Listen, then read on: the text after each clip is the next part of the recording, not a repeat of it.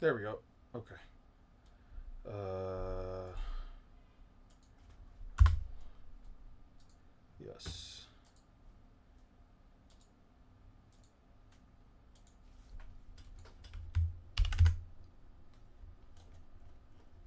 What the fuck?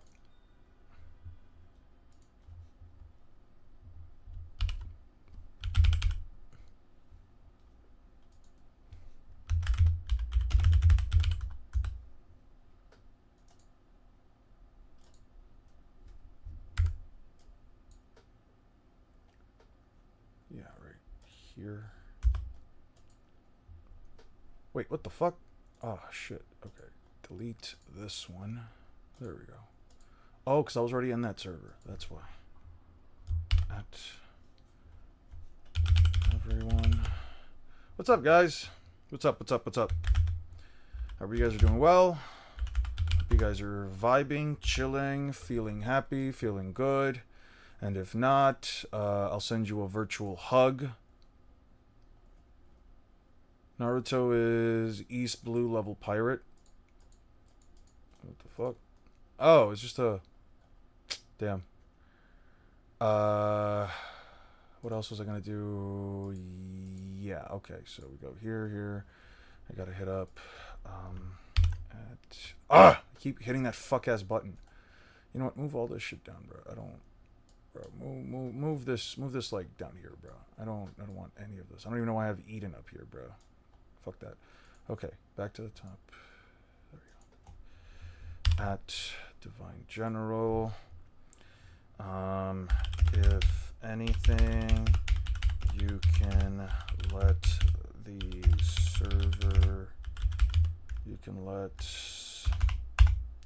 Sage's server know I'm live if he wants to discuss anything today. No Spider-Man since watching tomorrow afternoon. Alright, got you. No spoilers. How's everybody doing today? The only thing I'm going to say, at least as far as the experience with the new Spider-Man movie, trying to keep it at early in comparison, late in comparison to my usual streaming times, but late in comparison to how I've been streaming the last few weeks. Yo, Unk, that one guy did a video on Naruto beating every One Piece villain. Oh yeah. I already left a comment on that. Just check one of his comments regarding thing, and I'll yeah, I left a comment regarding that stuff. Don't worry about that right now. Yeah, I've been getting a lot of Pal World shit lately. Oh, you know what? What's this one? Nope, that's a spoiler. I'm not watching that. Malice on life support. Fuck that. Anyway, so biased as fuck. Yeah, Sage. So biased as fuck. Yeah. So, for some reason, from X can't be. It can't be opened. Got you. Can't believe he thinks he's based. How's it going, Ian? I'm going good, man, Kyle. I'm doing good. I hope you guys are doing good as well. The tungsten cube challenge. All right. Anyway, so to have a conversation with you guys about the new Spider-Man movie while keeping it as spoiler-free as possible. My friends and I ended up paying $32 per ticket, and I was thinking to myself, holy shit, that is expensive for movie tickets. I thought originally, what's up, Carne Asada? I originally had thought to myself that it was probably because we were doing a special fan event, so we're gonna get, you finally admit your bias? Yeah, I finally admit my bias, bro. I'm the most... Well, to be fair, it's supposed to be a joke, because I put the quotation mark One Piece as big as Glazer. If I didn't leave the quotation marks, then I don't know, I guess I would be accepting it, but that's not the point. I had to pay $41 for a ticket. Yeah, that's crazy. Originally, I thought it was because we were doing some straight up. I'm having $30 JJK ad, a 30-second JJK ad. That's crazy. So the reason why I bring this up is because we had originally thought it was for the fan event, but for that price, it better have been 4DX. Yeah. So actually, that was what I was going to. It was 4DX. The experience was 4DX, and I don't know if you guys have ever watched a movie in 4DX, But it's definitely an experience. Hulk was great. Hulk was Hulk. It's what you'd expect Hulk to be in a Marvel movie. So for a 4DX experience, I've never been on that. It kind of felt like, didn't you put agenda in quotations? You didn't put agenda in quotations? Oh. Yeah. What is my agenda? I don't know what my agenda would be. Guys, what's my agenda for One Piece? The Batman movie in 4DX was insane. Yeah, so I don't know if you guys have ever done like a 4DX movie, but 4DX is pretty damn interesting. It's like going to like a Universal Studios like Harry Potter show. You guys, what's the easiest way?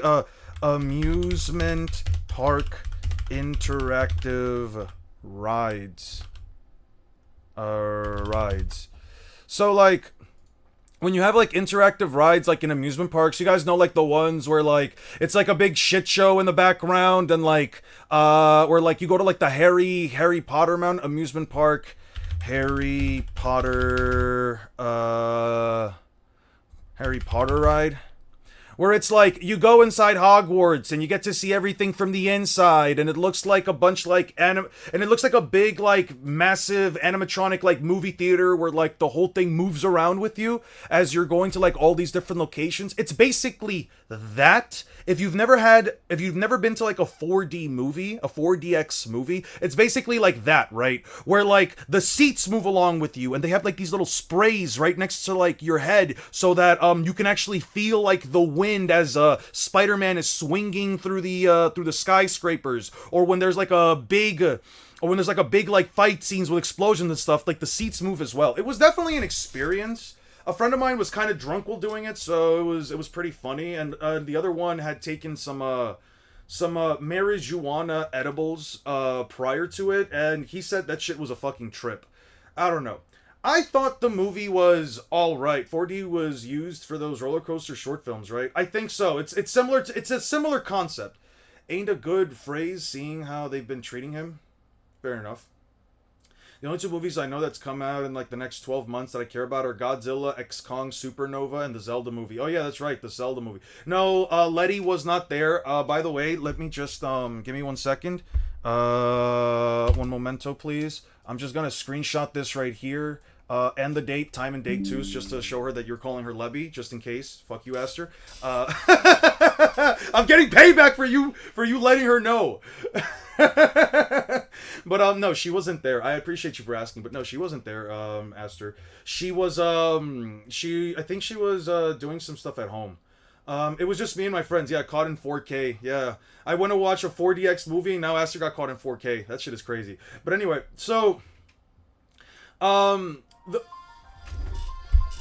fuck?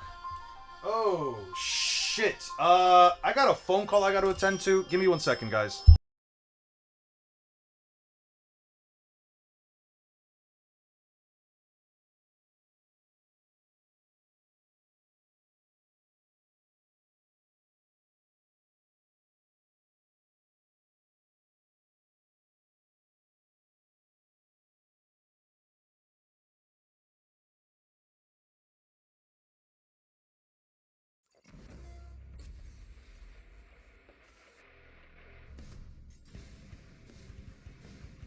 The early 1990s played host to one of the biggest battlegrounds the world had ever seen, the console wars. Nintendo and Sega's mascots were left in a merciless duel over the gaming throne.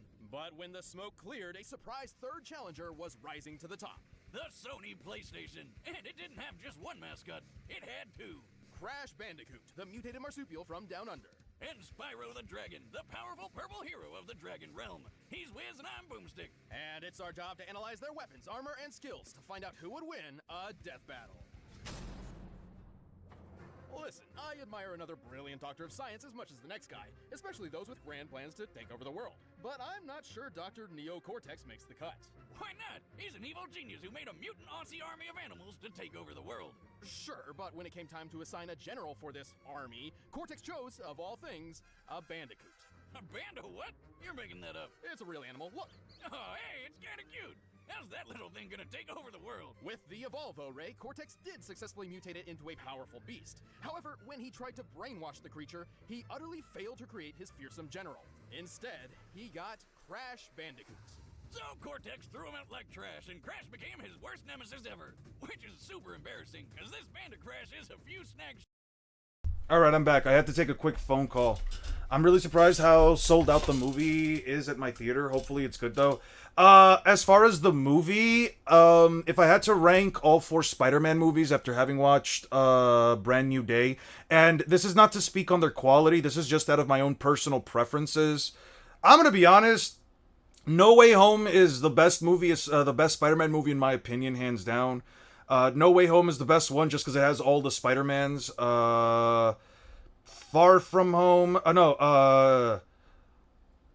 No Way Home, Homecoming, Far From Home, and Brand New Day. I wasn't the biggest fan of this movie, not because of the acting or the villains or anything that happened. I just didn't feel like I got a lot of oomph from it. That's all I'm gonna say. I felt like I didn't get a lot of oomph from it.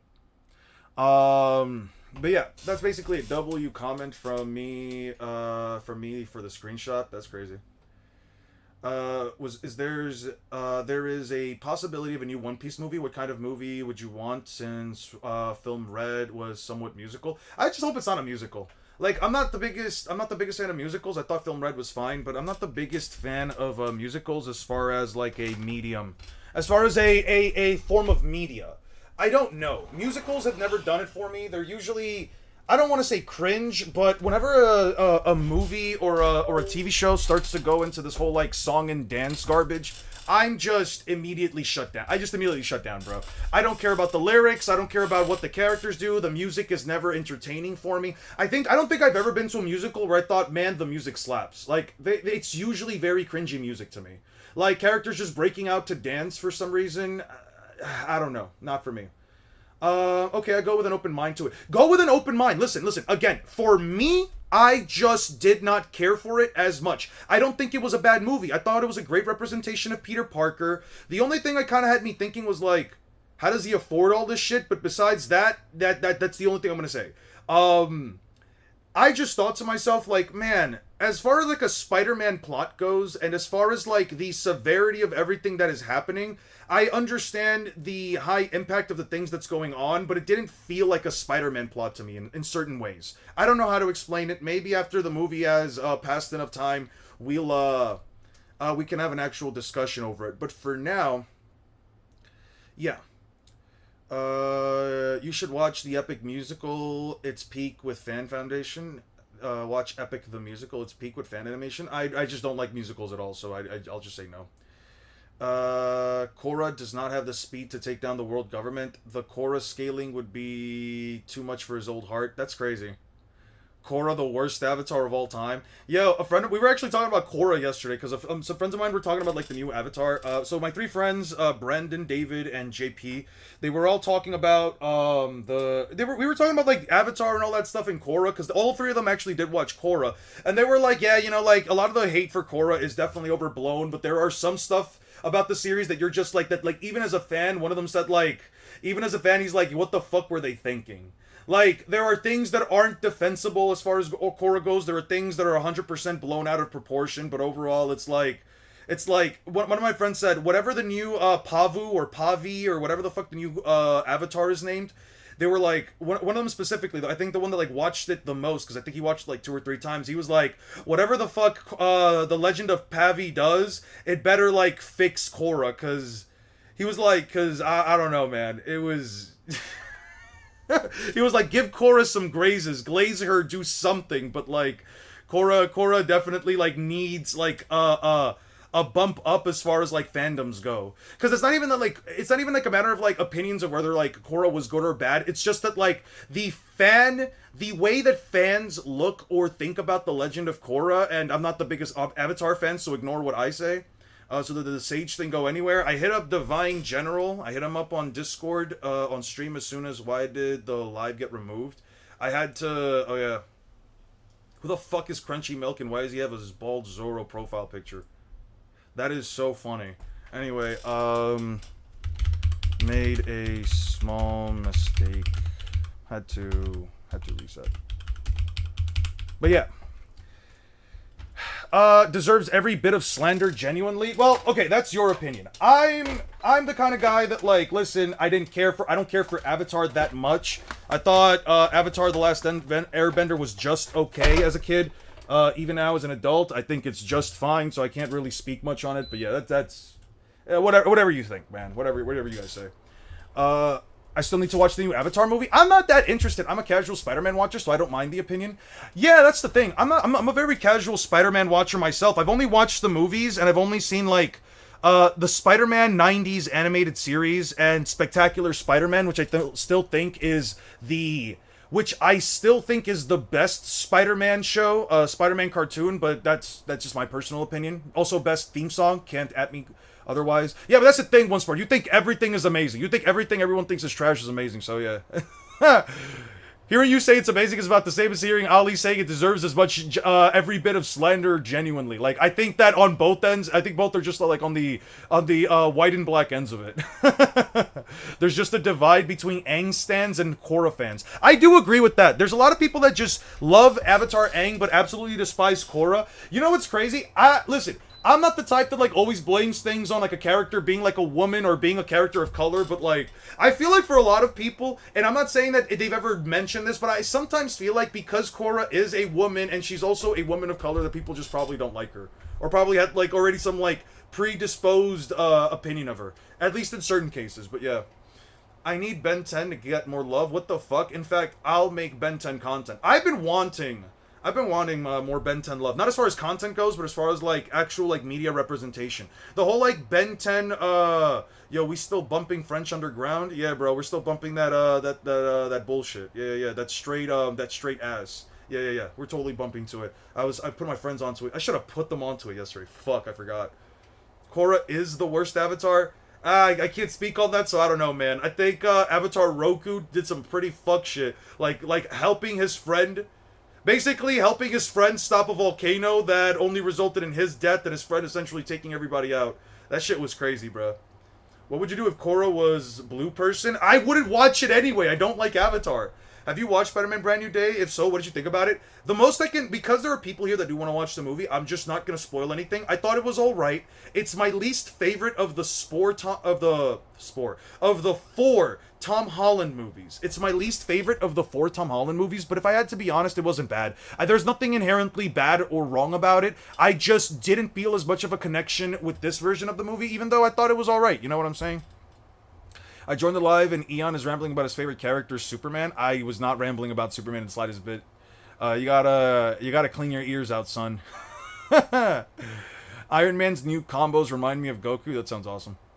What's this? Can you beat Armor Core 6 without taking damage? Yeah. Best of luck with that, Big Chief. Best of luck with that bullshit. We'll never trust anyone again. Pal World fully Ramblomatic. Big Remuda King. Yeah. Alright. Whoa! What the fuck? I tried his 725-pound weight loss routine. Alright. Alright. I don't know why that popped up for me. Holy shit. Wow. What do you think of MCU scaling? I think I've been told time and time again that the characters are, like, far and away weaker. I'm just gonna throw this up in the background so you guys can watch. I've been told, like, time and time again that the characters are far weaker than their actual, like, comic book counterparts, which I mean, no shit. But, I don't know. I think that, like, MCU scaling is, it's alright. I don't know. I had a conversation with my friends yesterday, and I asked them, do you guys think that the Avengers from Endgame, the entire fleet, could take down the Viltrumite, the last 8 Viltrumites, including Conquest, but not Thrag, and they were seriously sitting here. Eon, how well can you pronounce that word? I could pronounce it if I was off stream. I'm not pronouncing it on stream. I could 100% pronounce it off stream, but not on stream, bro. I'm not saying that shit, bro. Roku's pretty bad. All right, yeah. Kyoshi was a woman, and I'm sure people would have preferred a whole show on her than Korra. I guess so, but I think with Kyoshi was more so the idea that she was like 6'5" and had like massive fucking shoes. I'm pretty sure it was something along those lines, right? It was like she was just so happened to be like one of like the most interesting avatars from an actual like lore perspective, whereas Korra was a new avatar that essentially kind of destroyed the avatar cycle and thus all the connections to the previous avatars, which kind of felt like some bullshit. I'm not gonna lie. Just because you're old enough to be my father doesn't make me son, pal. I'm not old enough to be your dad. I'm actually less than 10 years older than you. We discussed this yesterday. Korra is objectively, ooh, that's a strong word, a worse avatar than Aang, and to be honest, she's cute and I like her personality well enough. Yeah, I didn't dislike her personality. This show is definitely several rungs, lungs, mungs, what the fuck is this supposed to mean? Several rungs below Avatar The Last Airbender in quality, though. Okay. Do you think Gaban will die? I hope not, but it's kind of looking like it might be the case. I think I made a video about MCU. I think someone made a video about MCU versus Viltrumites.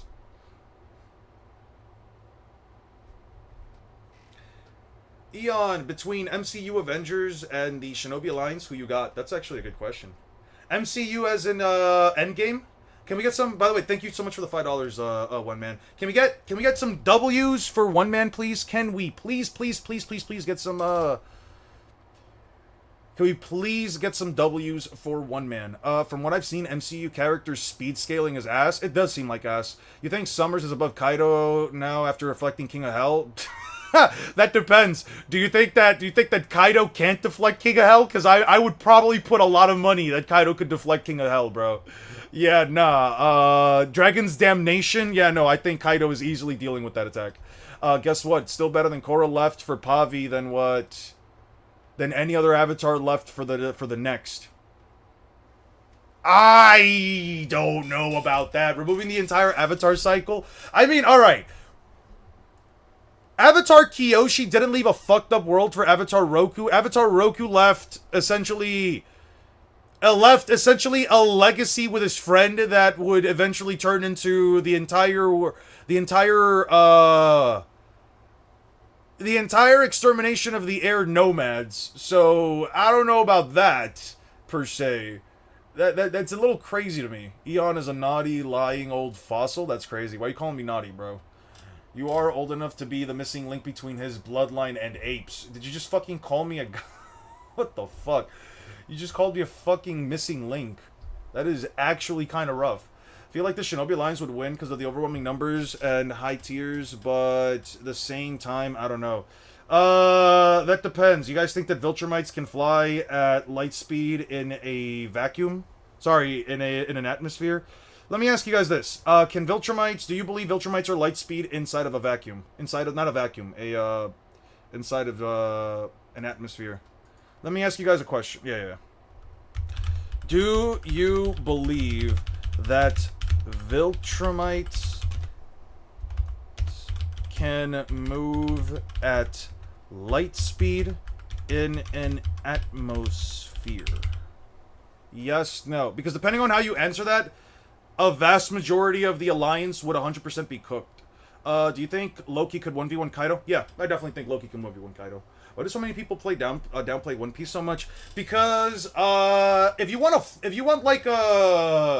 a tinfoil hat answer, in my opinion, if you want like a tinfoil hat answer, from me it would probably be because One Piece, I don't want to like generalize and say that One Piece is like one of the most popular series of all times that's outsold Dragon Ball and Superman, that has its own Macy Day Parade, and it's going to be more popular than most of your favorite anime, and so if you don't like One Piece, or you hate the concept, or you don't like the characters, or you don't like the art style, or you hate the fan base does hate the series, you're probably going to downplay it to every extent because to some people, a series that they like or hate being a powerful series or stronger / weaker than one of their favorite series is probably something that means a lot to them. So to a lot of people, so by that logic, a lot of people who care about the strength of a series correlating with its popularity somehow affects your enjoyment of it. Therefore,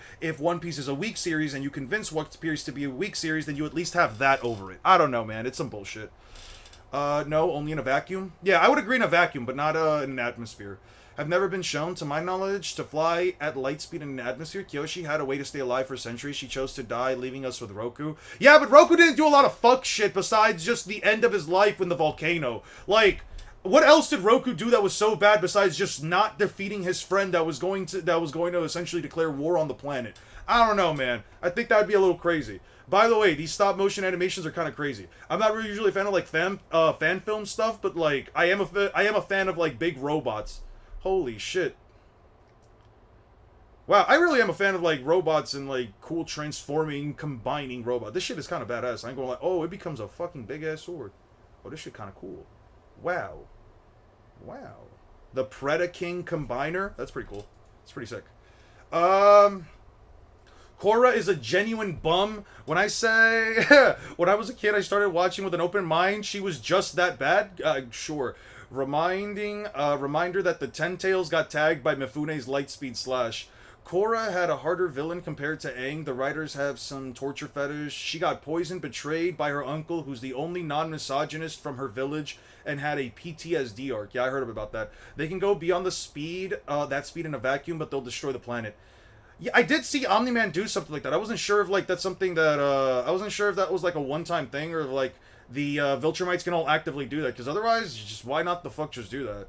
It's a combination, of pretty privilege and it being more popular, yeah. Did you see the new Odyssey? I have not seen the Odyssey. I'm not really interested in the Odyssey, but I heard it's pretty good. I don't really have any strong feelings towards the Odyssey other than, like, just don't attack the actors, or don't attack the movie if you don't like some of the actor choices, especially if the actors only show up for like 5 minutes to maybe 40 minutes total, all combined out of a 4-hour or 3-hour long movie. Like, I don't know, I feel like it's weird. Viltrumites has MFTL travel but shitty combat reaction speed. Okay. Odyssey was great. These robots are really fucking cool. Yeah, they're cool. Some anime verses don't abide by IRL light speed rules. Invincible does, but if we put Invincible in like the One Piece verse, he'd be able to move it faster than light on planet. That's verse equalization. I don't really do that. They would move at whatever speed they would normally move within planets, in my opinion. Where do you reckon Emu scales to? I have no fucking clue. I can't even answer that. Definitely above everybody else right now. If One Piece wasn't the best-selling series, it would have been so much more ammo aimed at us. Sales don't matter, but they bring up popularity, yeah. Almost every major villain Korra fights practically is handled for her. Korra doesn't defeat Amon, he just runs away. Unalaq would have beaten her if Jinora didn't tag in. Correction, there was one time Nolan flew at light speed in that other universe where the aliens from it aged super fast and the friction and shit from the speed destroyed everything. He flew around, I guess. So you're a Transformer fan, Eon? I would say I like Transformers. I wouldn't call myself the biggest Transformer fan, but I'm not checking out the 1189 review. Got you. Guys, actually, I think I just have you as a, I think I'm just subscribed to you. Why does it do that? It clicks on things when I don't want to click on those things, and it doesn't click on things when I don't want to. Like, what the fuck, dude? What the actual fuck? Guy sticks, there we go. Why Luffy might actually die. We'll put this out in just a little bit. We'll check this out in just a little bit. By the way, what's your opinion on Expedition 33 scaling? Definitely crossing the reality to fiction barrier. Definitely above Universal. Expedition 33 scaling is absolutely insane. The stuff there that they do is pretty blatant, from affecting the contours of the canvas to essentially affecting reality itself, bringing the dead back to life. Granted, it's all within the context of a canvas, but they view the canvas as fiction, as a form of fiction, and the characters within the canvas, thanks to Gustav's Pictos, are capable of actually rising up and being capable of combating with these real-world individuals. So yeah, I would say Expedition 33 scaling is going to get very nutty whenever I get around to it. Do you think they'll have a time skip at the end of Elbaf? I don't believe it. I wouldn't like a time skip. I think a time skip would be a waste of time. There's kind of no reason for a time skip. Luffy and the others have clearly shown that they can grow far stronger in throughout the Prost time skip than they could have throughout 2 years of training. Do you think we're getting a full-on Void flashback? We have to. There's no way we don't. How strong is Yuhabaha? I would argue planet level with a Hack's ability that allows him to melt together the world of the living, Quaco Mundo, and the Soul Society. He has a hacks ability that allows him to do all three, thanks to absorbing the Soul King. You haven't caught up with the manga? Which manga? Oh, like in the next few chapters? Fuck no. I don't think we're gonna get something like that in the next few chapters. There'd be no point in that. That we would only get that once we get to the One Piece itself. Once the when we learn about the Void Century, it should be when we find the One Piece.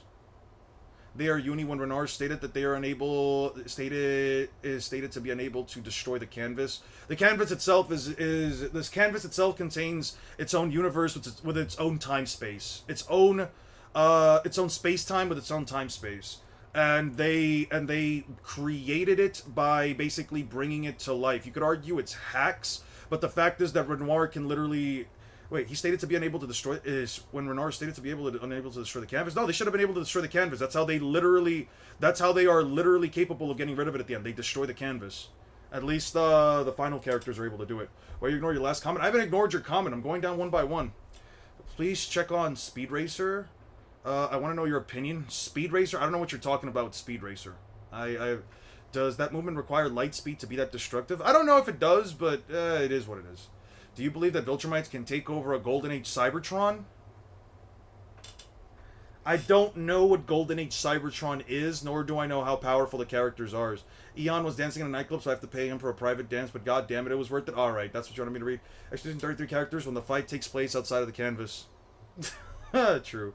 I think Korra suffered at least as much as Aang, though in different forms. You could argue so. Yhwach is still top 1 in the big 3. I don't agree with that, but sure. I don't know if I would say that they're uni. Yeah. I mean, who else would he scale to? Maybe Boruto stuff? I don't know how much about that, though. Korra was born with a silver spoon in her mouth during a peace era and achieved nothing but destroying the world. That's not all on her, though. Come on. How many Kaidos would you need for Elbaf Luffy right now? I don't know, man. 3 or 4 of them. However many Goros say there were. Would you ever be interested in scaling Digimon? I know you're interested in Digimon from past streams, plus the Time Strangers games, and I think your way of scaling is probably the one I'd like. I could definitely scale Digimon. I'd probably do Time Strangers, though it's a very long game, but I think I've done most of the side quests in the game anyway. So, and I'd be down to, like, go back to a New Game Plus. I have the New Game Plus ready to go. I'm good for, like, the New Game Plus. I just have to, like, restart it. I just took a break from it, because for a lot of Digimon, Time Strangers, you just have to basically, like, go to the next point and just autopilot it, especially if you have, like, very powerful, team. If DBZ, Naruto, and One Piece had a dance-off, what do you think each verse would put forward to compete? Beerus for DBZ, considering that he actually did dance in, the film, Killer B? I'm gonna be honest with you, I don't know who the fucking Naruto actually dances. Probably just Killer B and hope that he puts... hopefully he is more of a stereotype than we know of, and he knows how to breakdance. I don't know, man. And as for Bleach, who the fucking Bleach dances, man? I don't know.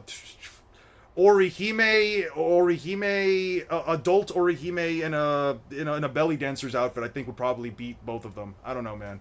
I don't know who in any of these series actually dances. Oh, you said DBZ, Naruto, and One Piece. My bad. I thought you said the big 3. One Piece. Who the fuck dances in One Piece? Well, is there a character that dances in One Piece? I don't know. Is there?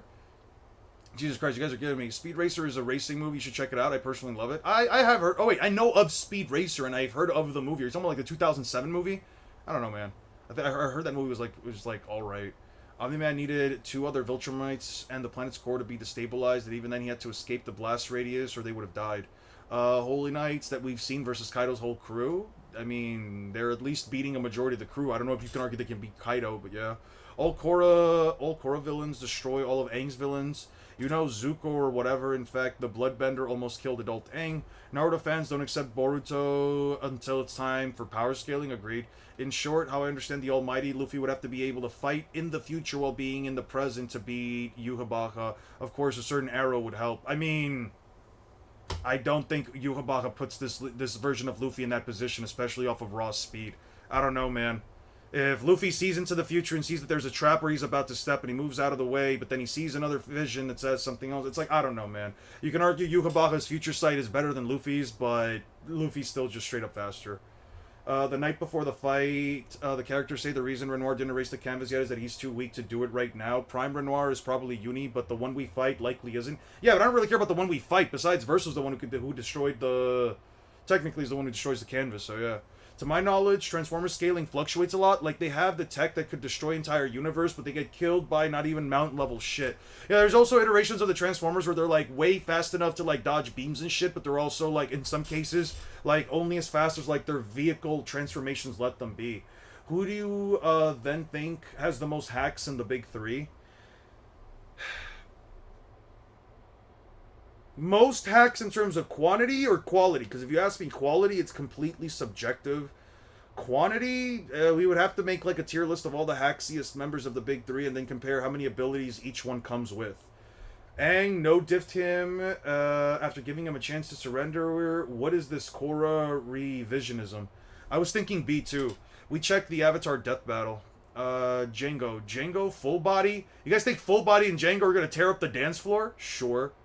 Sure, I suppose. Chad could tear it up if he tried, and I won't be convinced otherwise. DBZ be having parties often. They do. Bon Clay? No, funny shit, Bon Clay does technically know ballet. I'd probably put my money on Bon Clay.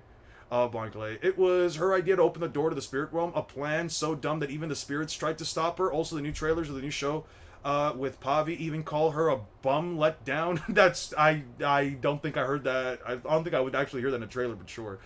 Robin belly dances in the movie. Oh, yeah. Put Robin belly dancing in a movie. Yeah. Robin belly dancing versus Killer Bee and Beerus. We'll see who wins. And Korra did lose to a bloodbender. Okay. I don't think Yhwach is the strongest in Bleach. He's just hacked. But Bleach massively outscales the other two franchises. I don't agree with Bleach outscaling only because it's mostly hacks-based. But sure. Nico Robin was dancing in the One-Piece Strong World movie. Quality. In terms of quality, I have no clue, dude. We'd have to, like, actually sit down and just make a whole list. I'd probably need, like, more people for this just to get, like, some feedback on the list. Boruto is just the filler that you watched after Shippuden, like, the filler after part 1? That's crazy. Could one take Mihawk's feats and Stampede on Meteor and use it, since Zoro took one of the strongest attacks that time, sliced it in half, and Mihawk did it with ease despite non-canon feat? You could argue it if you want. I mean, Oda says that the movies are placed in a specific... Oda did argue that, like... I'll put it like this. Oda did argue that, like, in an SBS, let me see if I can find it, that you can technically put the timelines... You can technically, like, insert the movies whenever you want, wherever you want as a fan. They're made to, like, be inserted in specific portions of the stories right here. It seems that Shiki the Golden Lion has finally appeared in the manga. Does that mean that the anime movie Strong World is part of the canon timeline? Well, you can force any of the movies into the timeline if you really want, but then they would be obligatory to watch to understand the story, which is why I don't connect them to the manga. But in Strong World's case, that was a story I came up with, and I used a character named Shiki, whom I was already planning to introduce in the manga. He was always been a part of the plan. On the other hand, if I hadn't used Shiki for the movie, he wouldn't have eaten the float fruit. I wasn't using the float fruit because I didn't want an internal rule that I had an internal rule that I didn't want characters who can fly or float without limitations. This is a pirate manga after all. Then I used him in the movie instead, and now he's come back in the show in the manga. LOL. It's certainly a strange case of reverse importation. So technically the characters from the movies can be inserted into the story. It's a form of reverse importation, as Oda put it, and you can technically fit the movies into specific portions of the timeline, according to Oda's own words. But if you wanted to just scale the movies without having any issue, you could always just say that your scaling is including the movies, and the scaling for Stampede takes place after Whole Cake Island, because we know that Luffy has gear for Snake Man, but prior to Wano, when Luffy has, when Luffy fights Kaido. You can argue them in such a way. I'm not personally going to argue the movies in terms of the actual, like, video. By the way, as a heads up for where we are at in terms of the video itself and in terms of voice recording, we are about an hour and 45 minutes into the first clip. An hour and 51 minutes, and just to show you guys that is currently about... Let's go to the drive real quick. That is currently about... right here. That is currently... Let me just make these darker, actually.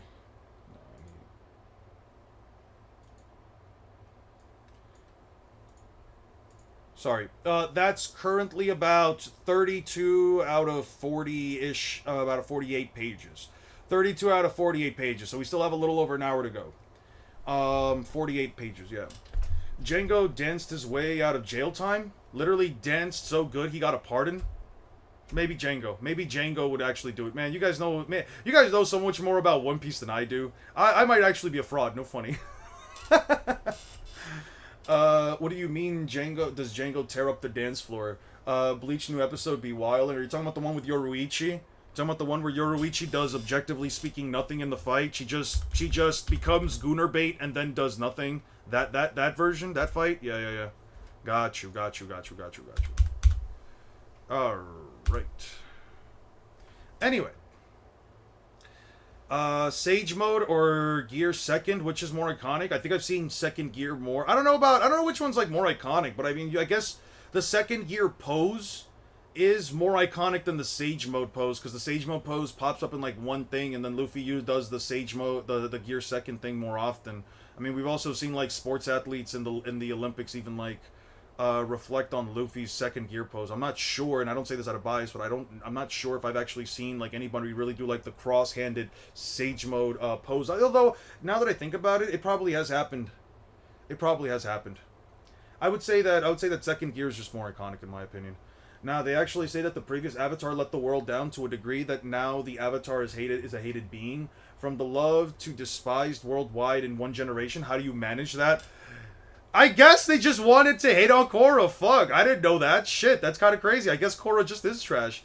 I hate that the Bayverse Transformers scaling is entirely based on statements and promotional material that is never implied in the slightest but via feats. Yeah, it's kind of like the Godzilla MonsterVerse shit, where like apparently Godzilla's planetary threat is a threat that could destroy the planet because of some interviews or whatever.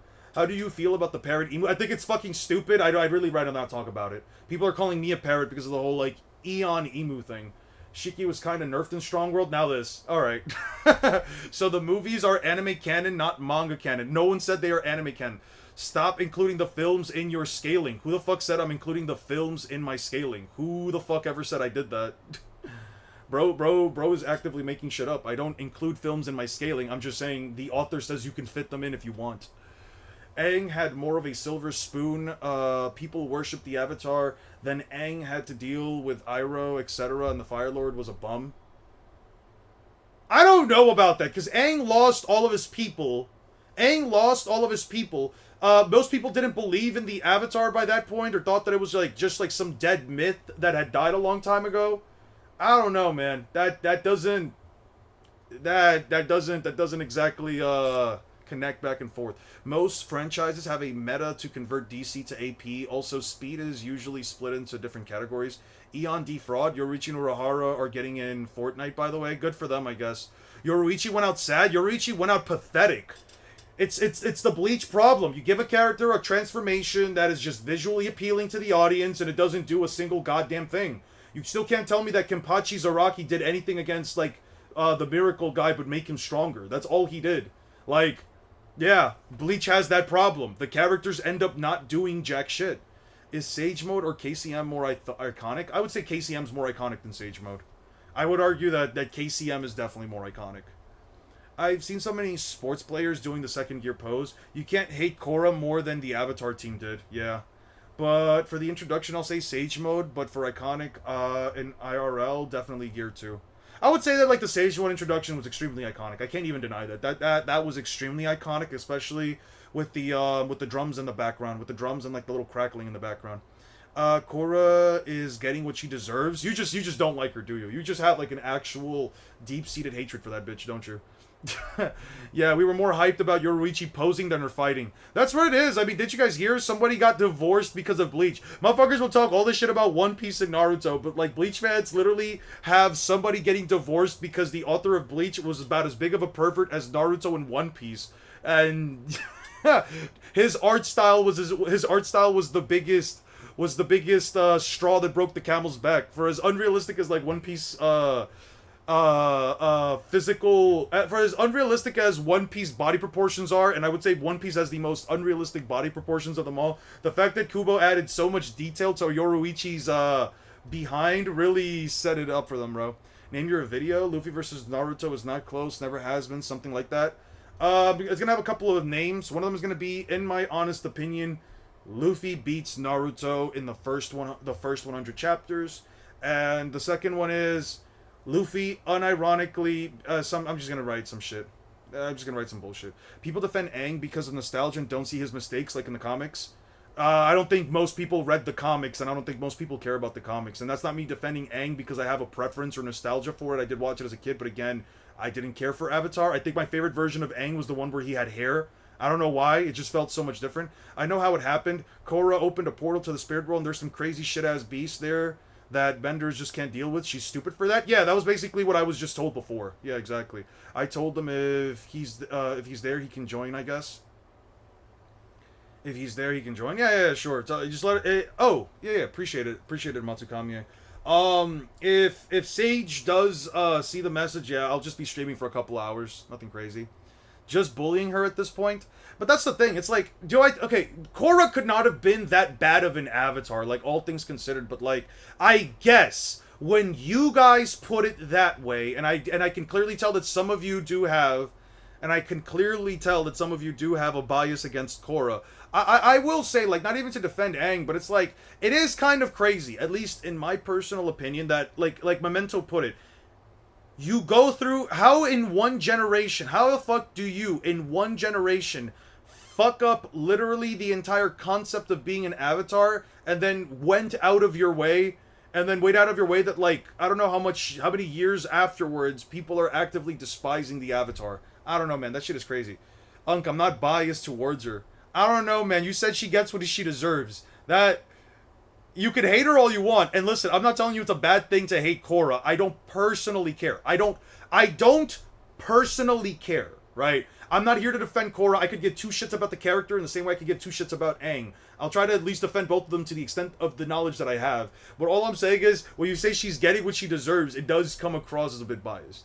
Korra defenders doing overwork. Yeah, they're working overtime for this shit to protect the Avatar that lost the Avatar state and turned the world into Mad Max. Yeah, I guess, yeah. What's good known. I do believe Viltrumites can move at light speed if they don't care about collateral damage or damage the planet they're on. Okay, fair enough. Somebody asked before if the Viltrumites can beat the Shinobi Alliance. 8 Viltrumites versus the Shinobi Alliance. 8 Viltrumites versus the Shinobi Alliance. Let me think about that. Laser Circus could if you don't believe that they... Okay, so major consensus is no, right? So off of the major consensus that they cannot travel at light speed in an atmosphere, all the Viltrumites, not including Thrag, I don't see most regular shinobi. Out of, like, the actual regular shinobi, I do not see most of them.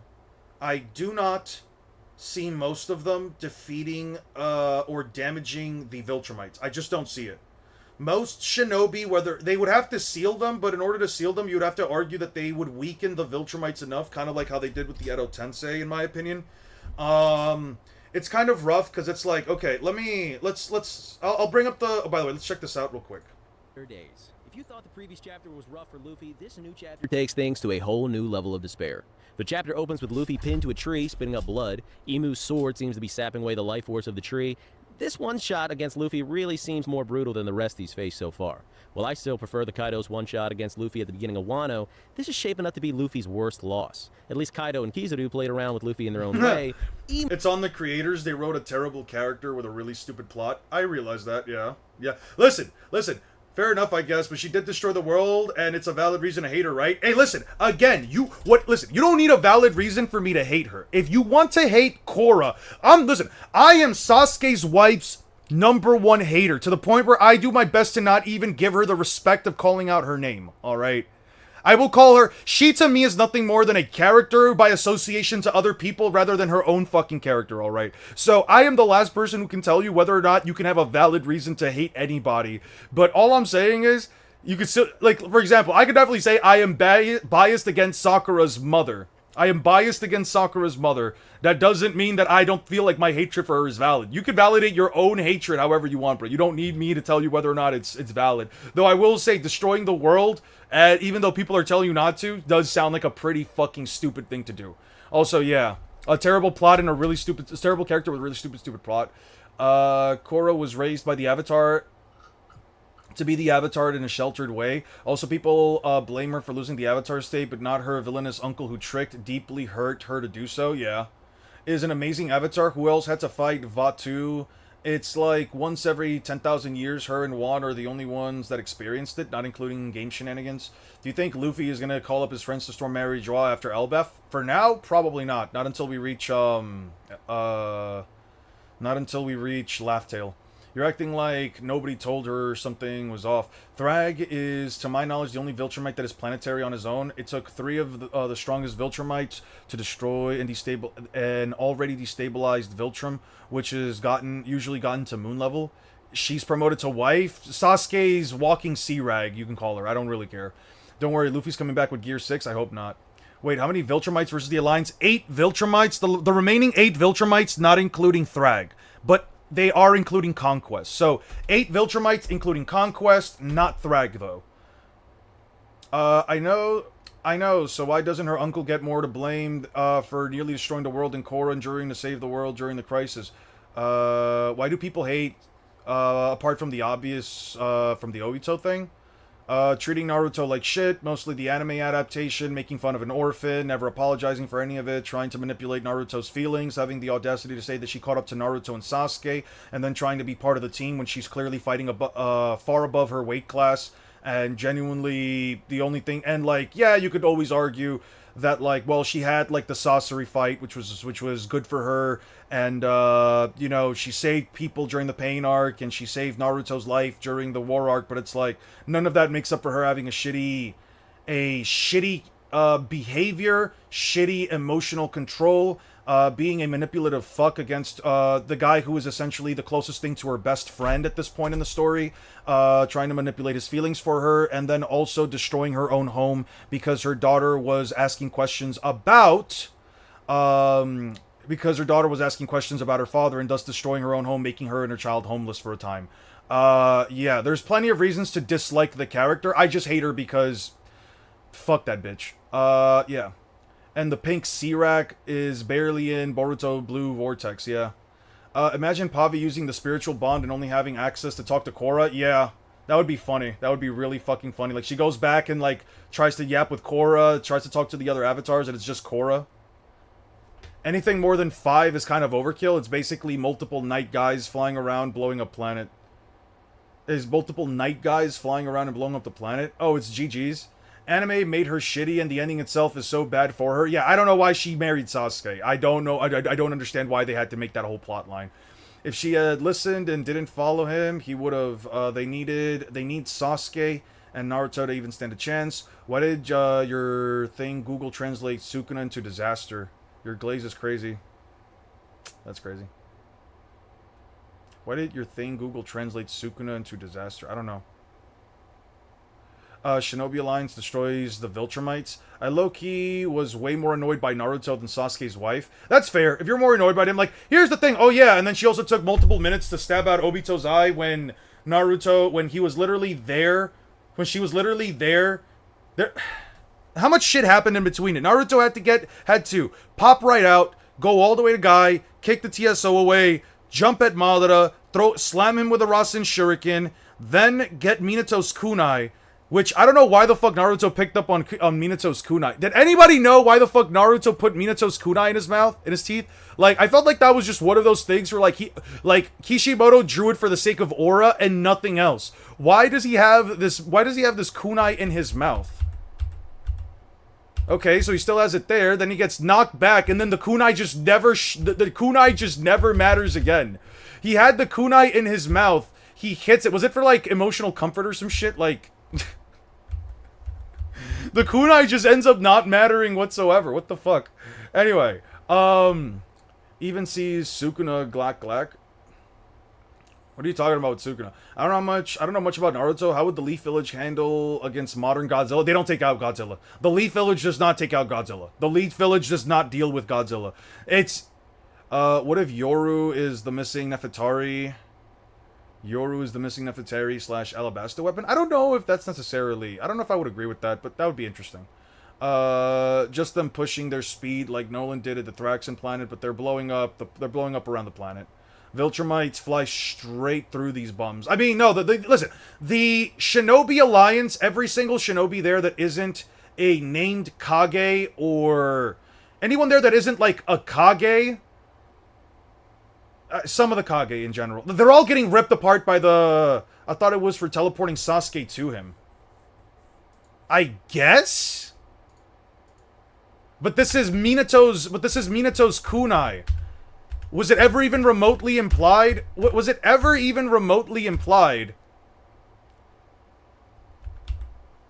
Sure. Gaara protect Guy or whatever. Okay. When the fuck did he get this kunai?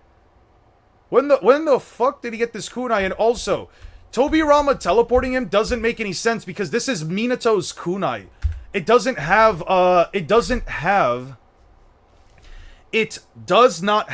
Tobirama's chakra formula on it.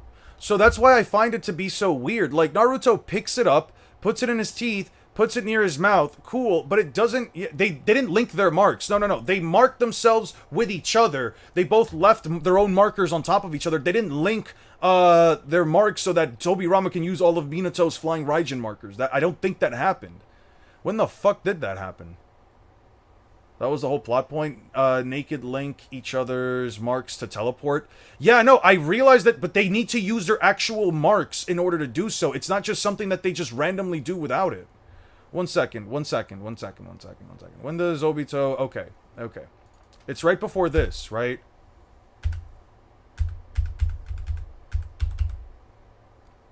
Yeah, right here. This is what Tobirama's curse mark sealing mark looks like. That's not... And those are Minato's marks. Yeah. I marked them last time when we were in contact. Let's go, Fourth. Yes. A doppelganger's flying Raijin is too slow. The two of us will combine our flying Raijin. Go ahead and put your mark on me too. Yeah, no, all he did was put their markers on each other. They didn't put the marker on the kunai. Why the fuck would that... I don't know, man. Don't see Nolan move planets. Probably used Viltrumite tech, like how they had to build the sun disk. Right. Yeah, no, Tobirama I don't think ever gets one of Minato's things.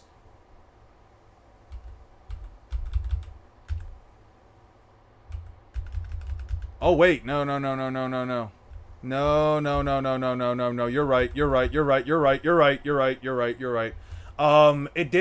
did have to link each other's marks. I don't think it outright states it, but they did have to link each other's marks because there's no way that Tobirama would have been able to teleport behind Obito. The only one that would have been able to teleport behind Obito should have been Minato. Tobirama did not put any markers on Obito, did he? He did not, as far as I am aware. Did Tobirama at any point put any markers on Minato? With A being the fastest with his version 2 cloak, which is relative, plus the speed of the Viltrumites going all out, no questions asked, is destroying them if A is the best speed they got before KCM. Well, we're talking about it with like Naruto, Sasuke as well. We're talking about the whole Ninja Alliance. That's why I'm thinking like, okay, if we're talking like a vast majority of the Shinobi Alliance, and let me just I'm not gonna put up another video right now, but I do need to Dun, dun, dun. Dun, dun, dun. Like, I'm gonna put it like this, right? Every single one of like the Shinobi Alliance members that isn't like a named Kage or whatever, they just don't do shit, bro. They're not. I don't think they're worth it in the fight, all things considered. Yeah, I don't believe that anything in the Alliance. All right. It's a numbers game. It's a numbers game. So I'll say a couple of things, right? Everybody that is in this image right here, I do not believe can withstand a Viltrumite punching them in the face. I do not believe that anyone here could withstand a Viltrumite going out of their way to punch them in the face as hard as they can. I just don't have a reason to entertain that, right? There are a lot of jutsu within the context of the Shinobi Alliance, looking through many of its characters, that one could argue can be used. I'm not sure if Ino, for example, I'm not sure if Ino can use the mind transfer jutsu on someone who does not have chakra or a chakra network. There could be an argument that she could use the mind transfer jutsu if the Viltrumites are not aware about it. Obviously, they would not be. If the Viltrumites aren't aware about it, she could take over one of their bodies and potentially use it to try and like stop them. But the Viltrumites aren't against killing their own kind if it's necessary. And the issue that arises from it is that if one of them, let's say, Conquest, right? One of like the stronger end ones, like Conquest, he like slams his fist through one of their bodies, Ino would technically suffer the same amount of damage from it. What's up, MLG? What's up, Mo? What's up? It's been a minute. What are we discussing? We're discussing Viltrumites versus the Shinobi Alliance. Some of them died to paper bombs, yeah. I'd see the Alliance getting ripped. Top tier ninjas trying to save people from the distraction might bring their end. I mean, Naruto can always cover them with a chakra cloak and try to like move them out of the way, which would be fine. There's an argument to be made that Shikamaru and the rest of the Nara clan are probably big boons in this battle, because if they can catch the Viltrumites' shadows with their shadow possession jutsu, they should be able to hold them long enough to potentially seal them. So there are some win conditions here that I can see, such as sealing jutsu and essentially paralyzing them. I do believe that the Viltrumites could essentially kill anyone here that they get their hands on. Naruto KCM2, damn. Okay, do you think that the Viltrumites, okay. How well do you think the Viltrumites, 8 of them plus Conquest, no Thrag. How well do you think the Viltrumites can tank a tailed beast bomb from Kurama or B? From Kurama, can tank a tailed beast bomb from 9 or 8. I'm just going to call 9 or 8. Okay. How well do you think they can tank a tailed beast bomb from the 9 tails or the 8 tails? No damage. No damage. Relatively low damage. Relatively low damage. Decent damage. Burned skin. Decent damage / burned skin. Or it can heavily injure / kill the... Heavily injure / kill them. How do you guys think this would go? Question: how powerful is the orbital cannon Cecil shot at Nolan? Emu on the other. Cecil shoots a cannon at Nolan. Let me pull that up real quick. YouTube.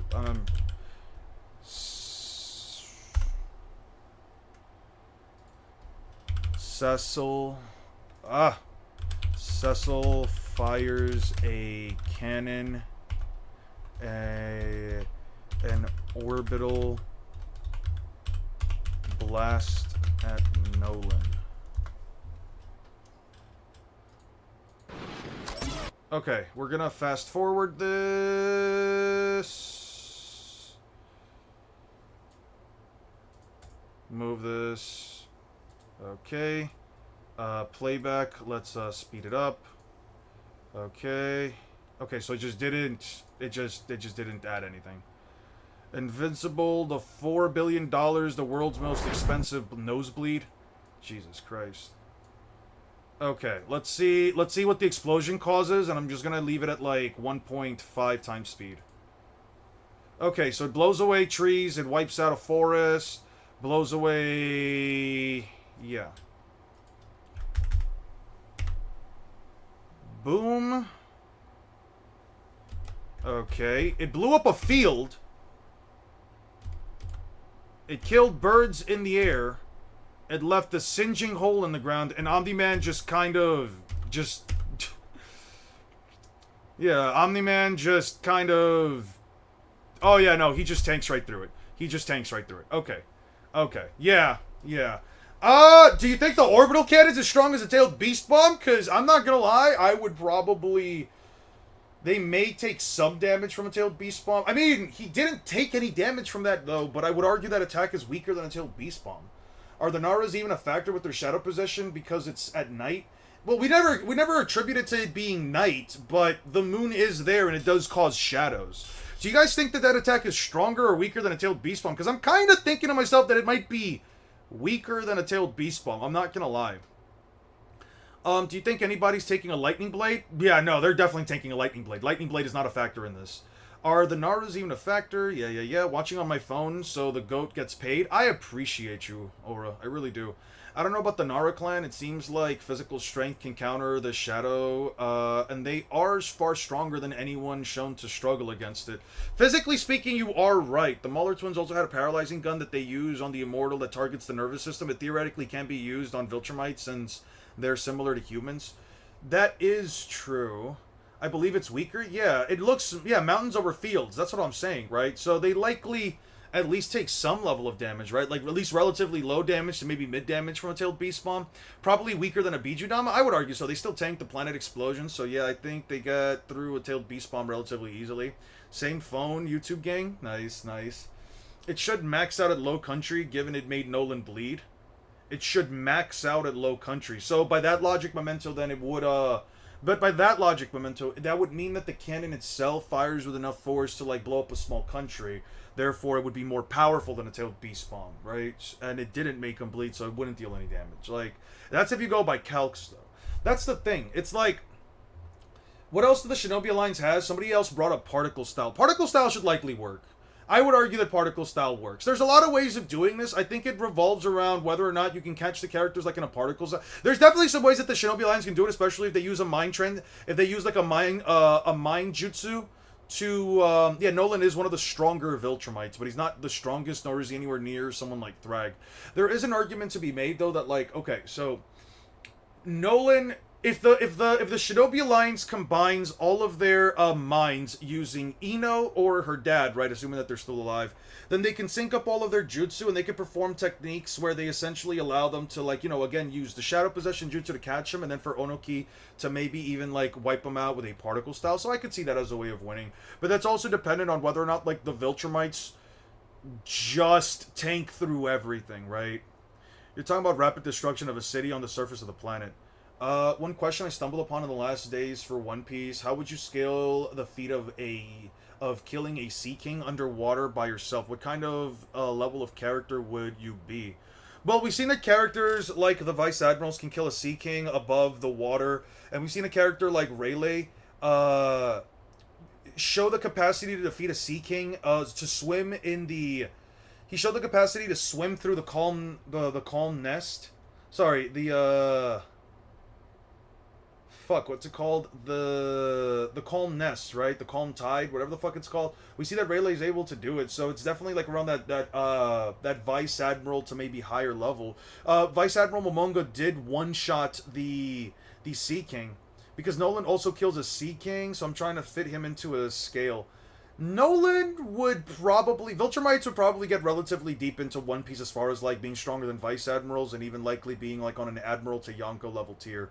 I would argue that they're probably like on a Yonko level tier. Yeah, probably like a Yonko, maybe like an Admiral level tier, maybe Yonko level tier for like somebody like Thrag. I do see Thrag and Kaido going at it, but I don't know if I necessarily see Thrag beating Kaido just from a raw force and movement perspective. Because, I mean, Kaido can literally lift up an entire fucking island with flame clouds. Is just a walking natural disaster with his Dragon Demolition Twister and his Blast Breath. I don't think that Blast Breath is 100% taking down Thrag, but there is an argument to be made that if Kaido does have internal destruction, then just, I don't know what the fuck Thrag can necessarily do. Because it's like, Thrag is essentially punching down a giant... Thrag is essentially punching up against a larger being who essentially does not take damage. You should check it out. I already saw the video. It was pretty cool. Oh, wait, Battle Beast versus Kaido? I can check that one out. On the other hand, really isn't taking any chances. While all this is happening, it seems like Usopp's big moment is about to come. He notices something off with Luffy even before Loki and Jinbei did. Nami shuts him down and tries to be optimistic, but Jinbei reminds her that this opponent was strong enough to low-diff the most powerful giant. Frankie removes Shuri from Ragnar's ice while Brook tries to talk to the half-dead princess. Obviously, I love the animation, man. God, you really have really good animation, man. Gunko, but Brook shrugs it off while Usopp promises to handle any problem that arises. I wonder where you get these. Out of nowhere, Hard and Gerd fall from the sky and they're about to crash into Loki. Chopper then commits the biggest crime in this give arc Admiral and level blocks at some best. sugar I would probably say like like Admiral level's fine. Someone really needs to stop Hard from navigating because this is that's the like if I second probably time had to they were like about to lowball die in a them, similar though. scenario. Gerd starts Versus treating all Loki's wounds Viltrumites. while he winds him. Emu versus all Viltrumites? I don't see how the Viltrumites win that. I'm sorry. I'm sorry. Like, if the Viltrumites can't move at light speed, not mine, they're in the comments. Got you. You lie! You lie! Oh, there we are. Thank you. They're the visuals. Thank you. About it, and it's pretty You said funny to comments. see that I'm like, where the who fuck ratted are Luffy they in out the for wanting to comments? free Loki is now the one taking care of him. Drop Hardin that seems to like. hate Let's the drop idea that, of teaming that up with wavy Loki, like. but he remembers the conversation he had with Jarl, where Jarl explained that saving You're children fine, is you're not fine. I his saw this priority, as it is just a temporary solution. He then implies that the enemy is much greater than the kings and Soga queens of the King World versus Summit. Emu should The be enemy legendary. might be him. Soga King Hardin versus snaps Emu back would and be asks Loki legendary. if the enemy is really Emu who he versus- thinks it is, and Loki regrettably confirms his Alright. You just want Emu to fight an entire fucking planet full of Viltrumites? Yeah. Watch them get Dami reverse side, little bro. Watch them get Dami reverse side. as this is something he should have seen coming. More on that later. Meanwhile, Luffy is not having a good time with Emu. With a sword that devours vitality in Luffy's chest, Emu draws out another blade while trolling Luffy. Luffy really seems to be going through the ringer with this one, and he doesn't even have the energy to speak. Emu then says, "Monkey D. Luffy, a hateful name." This made me realize how much damage the monkey name has actually done to the world government. Luffy's antics aside, Garp has openly slandered the government on multiple occasions, and could possibly be the creator or a benefactor of Sword. And have Dragon, on zero the other X, hand, yeah. is currently They're more of a pain in the they're government's physical ass. stat He's merchants. likely behind the fires in the Holy They're raw Land, stat he's been merchants causing for food sure. shortages for the Celestial Dragons, and he's openly declared war on the world government as a whole. Emu probably couldn't imagine someone having such balls in this era besides rocks. Maybe it's a D thing. While preparing for his thrust, Emu goes on to talk about Luffy's brothers, one who was slaughtered by the Marines, rest in peace Ace, and the other who was a prominent member in the Revolutionaries. He then impales Luffy with a new sword called, Fragarach? Sorry, Irish friends, if I messed that up. And this is interesting not only because of its meaning as the Retaliator, or the Answerer, but also because of who held it in the original Irish mythology. The legendary blade was held by a sea god in the Irish myth. This could finally show the distinction between the rain god and the sea god. If anyone is confused why this distinction was needed in the first place, it's because a lot of people assume that the rain god Zaza was actually what was intended as the sea god. In Skypiea, the gods introduced only included the rain god, but in the Harley text here in Elbaf, it included a sea god and no rain god, so people thought the interpretations were one and the same.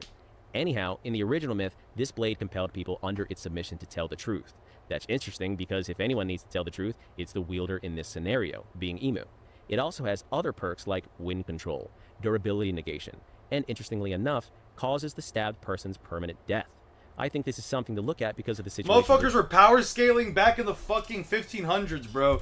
I didn't pay attention to what time period you said we were talking about. But yo, motherfuckers were power scaling back in the day. Motherfuckers used to think, yo, I just cooked up when motherfuckers used to write up myths about their swords and their gods and all of this garbage. When motherfuckers were creating mythology, they were like, yo, bro, this sword I made, This sword's got to be like the coolest thing ever. So that shit controls the wind and no shield or defense or house or wooden battalion or barricade or nothing. It just slashes through everything, bro. It's like the sharpest blade ever made. It cuts right through steel swords and titanium shields and all that stuff, bro. Bro, classic. Humans beings have been power scaling throughout all of fucking history. We've just been making up different fucking characters, bruh. Motherfuckers, like, you guys have obviously heard of, like, Sun Wukong, right? Sun Wukong, the Monkey King, right? Like, if you guys have actually read, like, some of the Journey to the West, Wukong has, like, 72 different levels of immortality, my guy. That shit is crazy. The bro ate like some peaches or whatever in the celestial court that made him like 72 times over or some shit. It was a crazy amount of like levels of immortality that he got. I don't know, man. This shit is funny. Have you ever thought of doing fights with video game characters? I have. Luffy is in right now. I'm If definitely Emu, considering for it some after I'm reason, done wanted with to this awaken fuck-ass something video. in Luffy, he may Series, I need mean. the death of Luffy's By the way, persona Sword to is not awaken moving something against deep Marines. inside. Kobe- Say Joy Boy or something Mother Flame related. He's against I'm Luffy. releasing a video on what I think Luffy's next power-up would look like, and it's going to be a My banger. Hero so Academia please is more stick it. hexed out than One Piece, probably. Loki remembers the discussion You he probably had find with some pretty Shanks a busted while stuff in back. there. Right after Harald's death, Loki is seething with rage and plans on getting revenge on the world government, who he feels is responsible. But Shanks explains that, unlike what Loki thinks, it is one person responsible, and he is the king of the world. Jarl is understandably perplexed, and Gaban tells Shanks to not share such information rashly. But Shanks understands that the idea of a single person ruling the world is so ludicrous that no one would believe it. Loki hears this and assumes that it's better to have a singular goal, but Shanks explains that this is a situation where the more you look, the less you see. If someone could actually do anything, that person would have been Rox, and even he understood that nothing could be done. Loki's grief blinds him, and he then explains how he set out in search for this king, but was never able to find him. Now that the king has come to him, there is no greater opportunity. Haruden, as a loving son, says that even if it is a simpleton's idea, he has no problem with it as long as he can avenge his father. I think you need to sit this one out, buddy. Jinbei and Nami naturally are surprised that there's a king on the empty throne. Has While mid Brooke and to Ragnar are still godly bickering, regeneration? Chopper finally Probably. explains that Ragnar is saying that it froze Gunko because she's dangerous. But Brooke pushes back and explains that she was probably being controlled and Shuri is like a daughter to him. Robin suddenly pops out of nowhere and she asks Chopper to come to the library. I think the library should have more protection. If the Holy Knights fail in all the other things, it's likely You want they me will to just be opt in to burn Elbaf. Wait, you want me to do a TikTok? Listen, dude, I've seen those TikTok videos and then dudes like replying to each other and then putting like the video in the background and it's like 5 different layers of like 2 dudes putting prior videos in the backgrounds where they're just replying. I'm not doing all that, bruh. TikTok power scaling is definitely its own behemoth that I feel like if anyone wants to take on, I could probably like hire somebody for the channel to do like that end of it, bro. If the channel ever gets big enough, I'm not doing TikTok, bro. Fuck no. I don't like the app. I don't like the service. I don't like anything about TikTok. Fuck no. Fuck no. Starting with its hope. Meanwhile, Emu is about to end the show as he states that his next weapon will do more than just slash Luffy. He reveals the Axe of Shinshin, which is based on a headless Chinese war god. Again, Oda confuses us with this one. This war god rebelled against the Yellow Emperor at the time, and he lost but kept on fighting using his nipples as his eyes and his belly button as his mouth. That's Chinese mythology for you. This is interesting as the god embodies resilience and rebellion, things that describe less of Emu and more of Luffy. This could simply be related to the 20 kings at the time of the creation of the world end of government. Egghead Back arc. to the I'm chapter, sorry, man. Zoro is fighting Summers at I'm the really court, sorry. and good lord, the power creep is setting in. Zoro uses his Dragon Damnation, the same ACOG attack he used to defeat King, but Summers easily parries and even overpowers Zoro while explaining some important lore.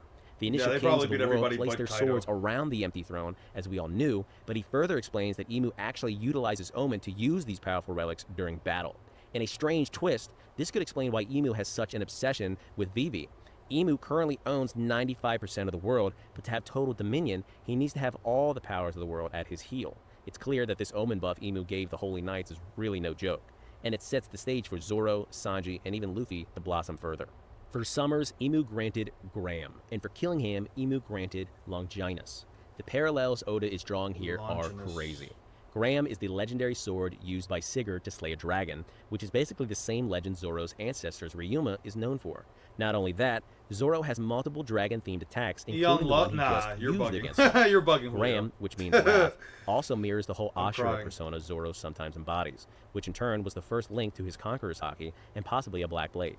Sanji, on the other hand, is facing Killingham, who wields Longinus, otherwise known as the Holy Lance, and it fits his theme as he is essentially always invoking the devil's name in his signature attacks. His Diable Jambe, Hell's Memories, and Ifrit Jambe all fit the theme of Godslayer. It's hard to ignore the similarities to Fairy Tail here, though they are really few. The Bohu sword shriveling things like Zareth, Dragon Slayers like Natsu, and God Slayers like Zan Crow are all still really interesting similarities. What is more mind-boggling is the fact that Nika's choice of weapons in the spear and the sword are what the wings of the Pirate King are facing right now. I find these weapons parallels especially interesting because they fit more to the opponents in Luffy, Zoro, and Sanji rather than the users in Emu, Summers, and Killingham. In the final panels, Emu gets ready to end the show, telling Luffy that he should be honored to die by the powers that created the world. And just as he swings, the next sacrifice offers himself up in the form of the main man, Scopper Gaban. With his signature smile, he clashes with the powers that be in a Conqueror's heavy attack in an attempt to save Luffy.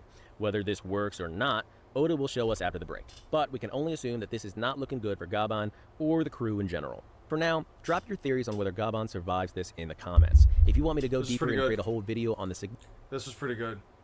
This was pretty good. With the new information can I beat Luffy with a skewer? Absolutely not, but you are more than welcome to believe it. You are more than welcome to believe that. Wow, that was it. That was I don't know, man. If it's true that like some of those were like AI animations for the for some of like the manga panels, I don't really care, dude. That looked nice. I do like the animation a lot. I like how clear the voice is. Pretty good stuff, guy. Pretty good stuff. Battle Beast versus Kaido, was it? If there's one battle. Absolutely not. We're not watching his shit. This was that one. You said there was a fan animation? You know what? I'm over it. I don't really care. Alright. Black Clover data book's coming out soon. Lovely. Lovely.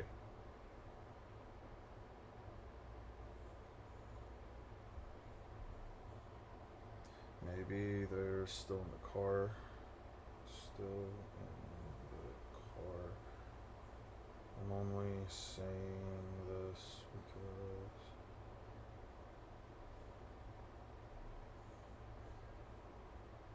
for almost a year it was there even though Alright.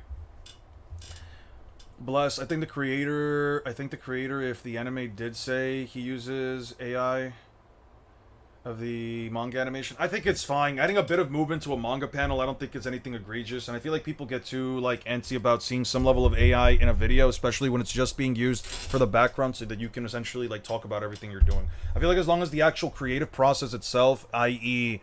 the actual editing, writing of the script, and whatever else you're doing doesn't necessarily have it, I think it's fine. I don't really care. I'm not one of those people that'll ever like attack it, but people don't like that kind of stuff, so I just go out of my way just to not use it personally. But I would personally like use some of those like animated manga panels if I didn't get so many people telling me that they just didn't want me to do that. What do we have here for new manga?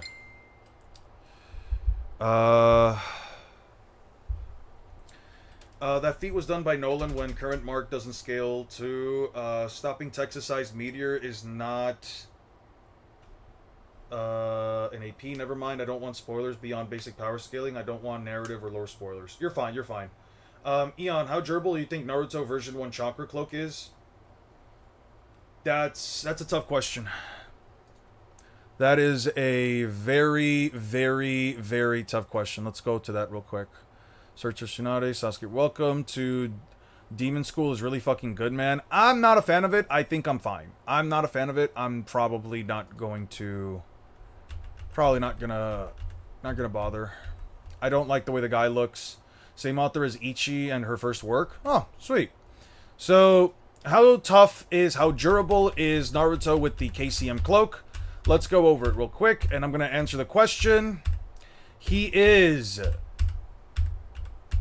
strong as Sasuke's Chidori. He doesn't take a single hit from Sasuke. Sasuke knocks him back into a stone pillar.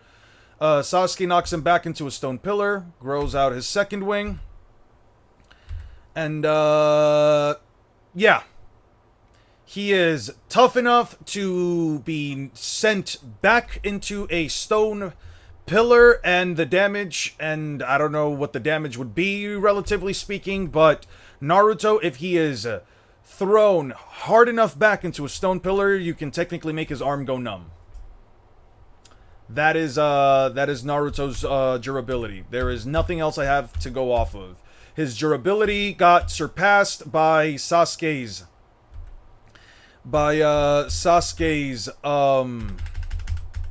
It kinda... Yeah, Sasuke ended up not trying to kill Naruto.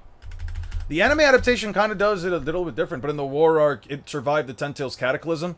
Yeah, but how powerful is the Ten Tails Cataclysm? Because the only things you have to worry about the Ten Tails Cataclysms are the tornadoes and lightning bolts. Nothing else about the Ten Tails Cataclysm even does anything remotely. Why do you say Luffy has better durability and endurance than Naruto when Naruto took a sword like nothing and Luffy is the one dying?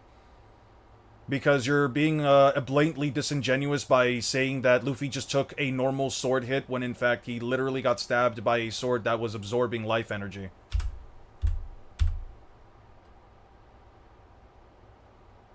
Thou canst not move, this sword devours thy vitality. A sword that is literally stealing his vitality, and that literally steals away the vitality of things around it. I mean, just look at this tree right here. It gets near the tree, it completely disintegrates the tree. Like, are we just being blatantly dense and disingenuous? Because if you want to talk about some shit... Because if you want to be pedantic and talk some shit... right here, buddy. Right here. Gets stabbed by a sword and then drops down to one fucking knee. Yeah, then drops down to one knee. A sword that isn't amped by anything. So don't talk shit if you don't want to... Like, listen, I'm gonna be honest with you. Kotor Luncheon, I'm just gonna call you Luncheon. I'm gonna be so honest with you. If you're coming here with that kind of energy, I'm gonna do the same thing that I do to every one of you guys. I'm gonna basically make you look, okay, but how about better durability overall considering Naruto took Planetary Devastation? Planetary Devastation. Right. Yeah, and Luffy took a Ragnaroku that is greater than Planetary Devastation. Who cares? Who gives a shit about Planetary Devastation? This weak-ass attack. Fantastic. By One Piece standards, this attack is weak as fuck. I can argue over 10 characters could easily bust out of Planetary Devastation. This attack is dog shit, in my opinion. The Nine-Tails does not have any kind of raw physical strength feat that puts it above any one of, like, the higher-end One Piece characters, and, yeah, it just busted out of this with 8 tails worth of chakra. This is not that impressive, and this is also not a durability feat whatsoever. This is a raw strength feat. All he needed was to just force his way out of it. As far as attacks that he can tank, I mean, the only part about the Ten Tails Cataclysm that is even remotely worth talking about is really just the lightning and tornadoes that come out of the Cataclysm, because the flood and earthquake itself does not deal raw damage. Like, earthquakes and floods don't actually hurt you, so I don't know why that even matters. Chapter 628. Yeah, I was looking for the chapter. Thanks for it. 628. I always forget about the chapter page. Madara and Obito's giant fireball, which were bigger than the Ten Tails and the Kunais and the Susanoo attacks in the chapter, survived the Cataclysm. Okay. So they shoot out these giant fireballs. Cool. Yeah. Cool. These are giant fireballs. What does this mean to me? They are large fireballs that are being simply deflected away by large copious amounts of chakra. That's it. Let's see, then he does all of that. They throw the Yasaka Magatama and the Kunai. Naruto has the chakra deflect those, so that doesn't really mean anything to me. Naruto is getting tired. The Ten Tails starts to transform. It releases the Cataclysm. Yeah. I just learned that Rock Lee was getting hit by a speed of sound attack. Isn't an anti-feat. Yeah, it's not an anti-feat. It's just the actual speed scaling. It's just that people argue that it's a lot higher. If that sword would have went through Naruto's face, GG's. Scale Planetary Devastation. Calcs get it to fucking mountain. Absolutely not. Mark is far weaker than Conquest. They made it both clear in the show and in the comic. Mark surpassed Nolan after the first Thrag War, yet to be animated. Yet to be animated. Not yet. Fujitora scoffing at Planetary Devastation. They were they're bigger than in the same chapter that survived the Cataclysm. Yeah. Yeah. Yeah, the Cataclysm is just a bunch of lightning blasts and tornadoes. It survives however powerful you think lightning blasts and tornadoes, however powerful you think lightning blasts and tornadoes can do to a human body, it survived that. The fire style in Naruto is the equivalent of the Vegeta Ki Blast spam? Yeah, probably. I just learned that Rock Lee, Zoro can destroy the core of the planetary devastation. Fujitora is scoffing at that. If I was Lightspeed, I wouldn't get diffed by a gun and invisible bullets. Those Obitos were 10 times bigger than the Shinobis, than the 10 Shinobis combined. These attacks? Cool. Large Kunai and Yasaka Magatama. They weren't 10 times bigger than Shinobis combined. They weren't 10 times bigger. These, I wouldn't say they are.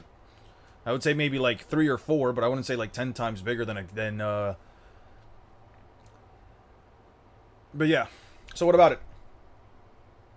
Oh wow. They threw kunai at them. They threw large slabs of metal at them. That is very impressive. They threw large slabs of metal that Naruto deflected with chakra cloaks. Yeah. Not really helpful.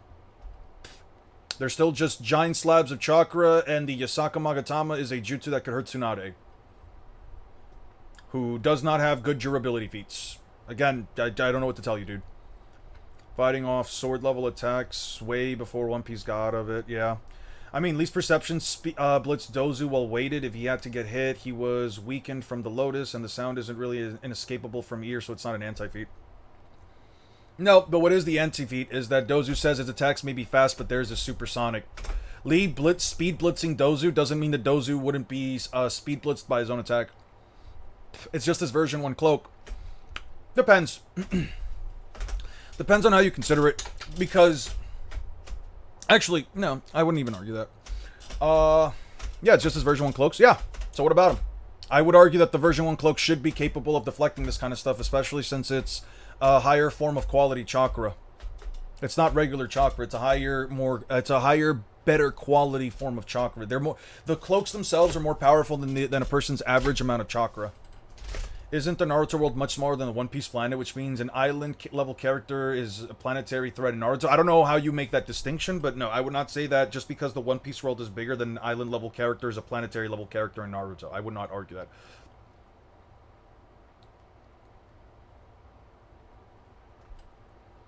You can even argue that he dodged the physical attacks, but the sound is inescapable from traveling to your ear. I mean, sound is inescapable once it travels to your ear. It's just a wave of sound that expands outwardly. The difference is that in Lee's case, or at least in Dozu and Zaku's case, they can actually like shoot the attack towards a person. They can manipulate where the sound wave goes. Here, let me bring that up for you guys. Tuning exams. Right here. Yeah, right here. Yeah, they can just manipulate where the attack goes, because it also visibly goes into like his eye. Yeah, you see how like it like curves and turns into it. There are calcs that make both planets huge. Yeah, but the calcs that get Naruto to a massive size don't usually work. They don't usually work. You basically have to like make the craziest fucking assumptions, and you also have to make the assumption that the shinobi never rest when they're moving from village to village. I don't know, man. I forgot that Hunter x Hunter world is so much bigger. Do you think it's bigger than the One Piece world? I have nothing to go off of because I have not read Hunter x Mid. It's inescapable because Lee can't evade a wave of sound before it ruptures his eardrum. Do you have a character you think are the most evil in fiction? I don't know. Describing evil really just boils down to whether or not you have a moral compass or you don't. There are characters like Frieza who are just straight up, characters like Frieza or Dio who are just straight up rooted in evil. There is no reason behind what they do. They are just the actual incarnation of evil. There are characters like Zelda or from like Zelda where like Ganondorf and the Dark King Ganon or Demise are just incarnations of evil. It's crazy. What makes you think Kaido can even hope to match Madara at all or even hurt him in stats? Madara portrays outweighs the stats Madara portrays outweighs Kaido. Kaido couldn't even move one shot the samurai fast enough. But he did beat them. What are you talking? Okay, can you give me an example of Madara being faster than Kaido? Can you give me one feat from the series that proves that Madara can move faster than Kaido? Did you say Hunter x Hunter is mid? Yeah, I can't care for it. Yeah, Hunter x Hunter is mid. What stops me from saying that? Also, no, I'm not going to sit down and watch... Every time I've tried to sit down and watch the series... Every single time I've tried to sit down and watch the series, I can't get past chapter 1. It's too fucking boring. I tried... There's like a whole series of chapters where like they're running through a fucking tunnel. I just can't do it, dude.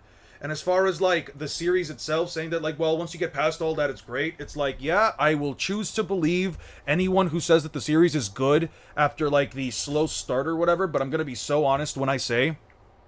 I'm going to be blatantly honest when I say that there's no way I will ever get into a series, nor I will ever scale a series where the author is so stubborn about just letting somebody else draw his artwork for him that it's basically been on like multiple hiatuses where fans have to wait multiple months just to get a fucking info text dump of basically nothing more than like worded panels and a couple of character images in between them. There's no way you could ever convince me to watch Mid-X Mid. I'm sorry. There's no way you could ever convince me. I could not get paid. I'm gonna be honest with you guys. One of you guys could literally send me $50,000. I would not. I would tell you straight up, you sent me that money of your own volition. I am not watching Mid-X Mid.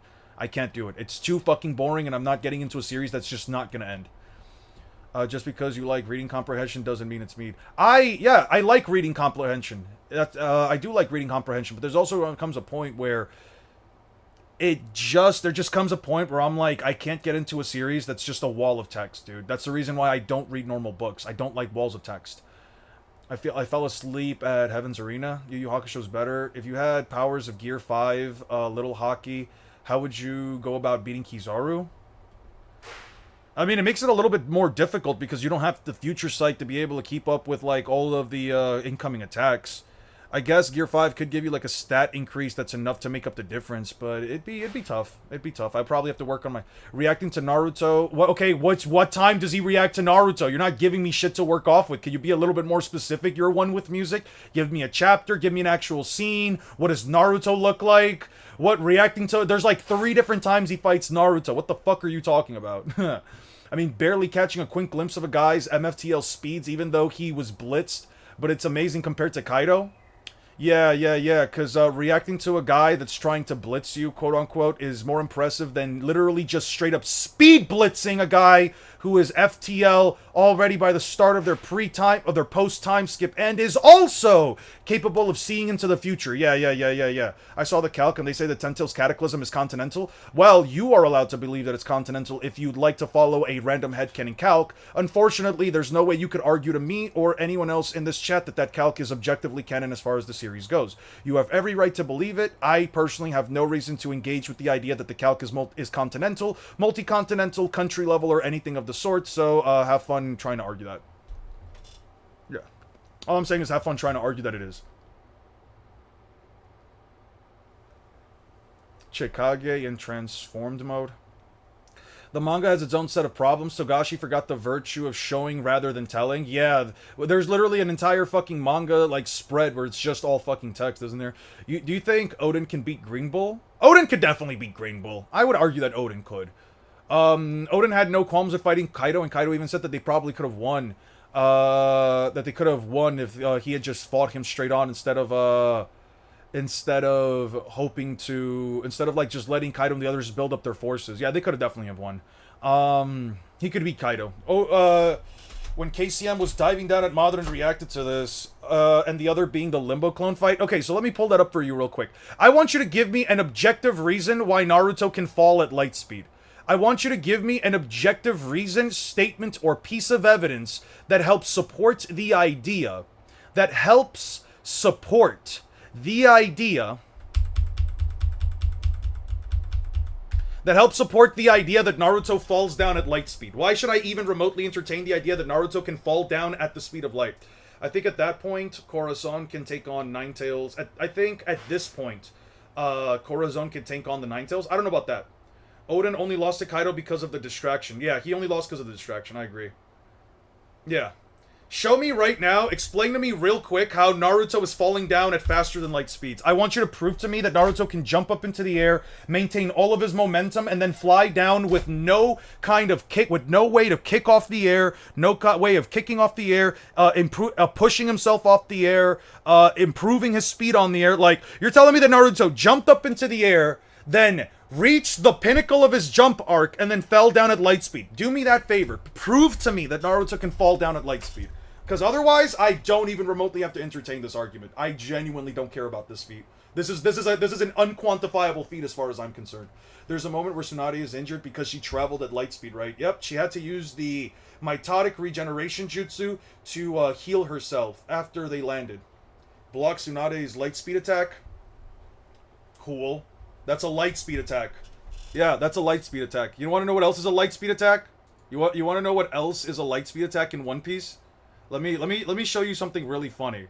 Let me show you something that is super fucking funny. You guys will love it. You guys will actively love it. You want to know what's a better feat than blocking a character who you can literally see come in?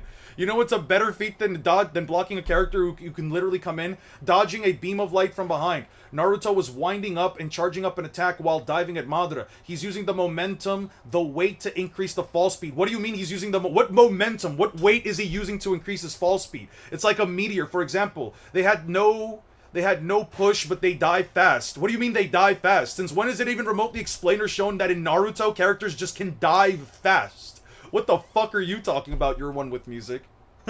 Bro's actively making shit up. I love it when people just come in here with so much bravado, trying to talk so much shit about the Naruto verse being stronger, and then when you ask them to prove something, they make up the most headcanon-filled take I've ever fucking heard. Me falling from a story building is light speed, yeah. Hunter x Hunter, Bleach, Attack on Titan, the biggest three pieces of... Alright. Is there a matchup you think that people are wrong about? Naruto versus Luffy 100%. I think people just don't understand how fucking... So using aerodynamics in real life is making stuff up? Yeah.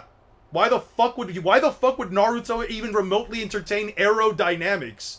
What the fuck are you talking about? What do you mean aerodynamics? Since when do ninja just randomly start to charge up attacks in the air and that weighs them down? What the fuck are you talking about? Since when does a... Like, what are we talking about, dude? Bro really said, since when is using aerodynamics in real life is making up stuff? Yeah, because a series where the characters can move at light speed, which is impossible by the laws of relativity, are not light speed, bro? Well, they were traveling? Yeah, because an anime character can talk at the same time that a beam of light is traveling. You want me to show you this too? Yeah. Yeah, sure. They're not light speed, right? Luffy talking mid-light beam. Luffy talking mid-light beam is somehow a proof that a beam of light is not a beam of light. Come on, Sasam Core. Come on, man. Come on, Core. You know that's a bad argument. You know that's a terrible dog shit argument, dude. You can't sit here and argue that, man. Yeah, I'm gonna sit here and entertain the notion that a beam of light that is stated to be light 3 times in the chapter that it's introduced and is stated by different characters to be called light that reflects off of mirrors is somehow not light speed. Yeah, okay. Bring up the light speed attacks from Enel. It's not a light speed attack, Drago. That was a mistranslation. It was it expanded the air at the speed of sound. It only happens in One Piece. Its light travel slows in the One Piece verse. And can you give me the statement from the author that says that light travels slower in One Piece? Can you give me the objective? Does Eon still glaze Sukuna or no? I still glaze my king. He's still my king. He's still my favorite villain. Yeah. Show me exactly what panel it's stated by the author itself that the travel speed of light in One Piece is slower than every other verse out there. Come on, man. Don't do that to yourself. Don't make claims you can't back up. That's all I'm saying. Do not make a claim you cannot back up. If traveling at light speed injured Tsunade, it means she can't go at light speed by herself, so her reacting to Madara might be an anti-light speed feat. It's only slow when One Piece does it. Of course. Eon still glazes the Gojo victim? Gojo lost, bro. I don't know what you're talking about. I don't know, man. Gojo had his body used by another man. It's for sure better than anything in One Piece. You really can't prove for anything why they're lighting up in flames just going from just from going. You really cannot prove or explain why they are lighting up in flames just from going at FTL. They don't light up in flames from going at FTL. What are you talking about? Since when does that happen in One Piece? You want the author to go into the story and say that it travels slower? No, that's what you want. That's what you want, Core. No one is telling you that white light in One Piece travels slower or faster than in the real world. I'm just saying that it is called light, therefore it is light speed. It is considered light within the context of the story, therefore it is light speed, because light speed is the speed of light. Anyway, no.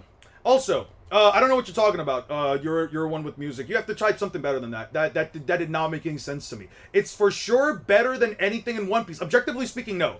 Objectively speaking, this feat is not better than anything in One Piece. And you have, objectively speaking, no way of proving to me what Naruto's speed is in this case. You can't give me a speed. You can't give me how relatively close to the speed of light is going. If you're going at the speed of light, you have to light up in flames. Look at Dabura from JJK. I know Dabura's FDL because of that. Why not One Piece? Because we're talking about fiction. Since when does a fictional story follow real-world physics and logic?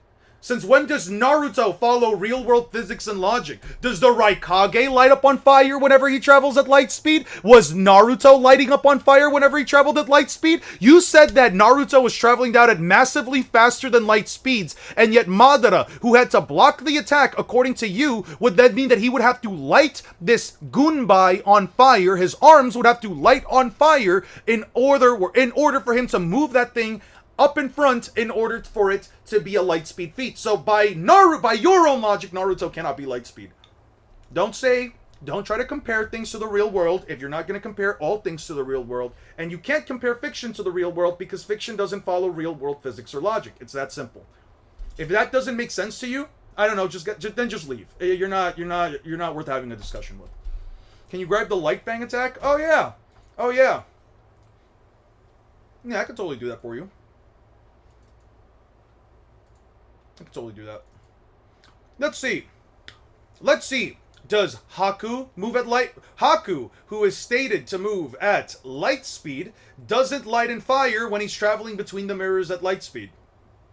The laser circus doesn't light anything on fire when it's allegedly traveling at light speed. The Mifune light speed sword slash doesn't light anything up on fire whenever he swings his blade at light speed.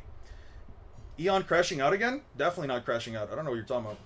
No one can go light speeds if we apply real-world physics, but real physics only apply to One Piece and not other verses. Yeah, of course, it only applies to One Piece and not other verses. Every other verse has to follow real... Every other verse can have whatever reason you want.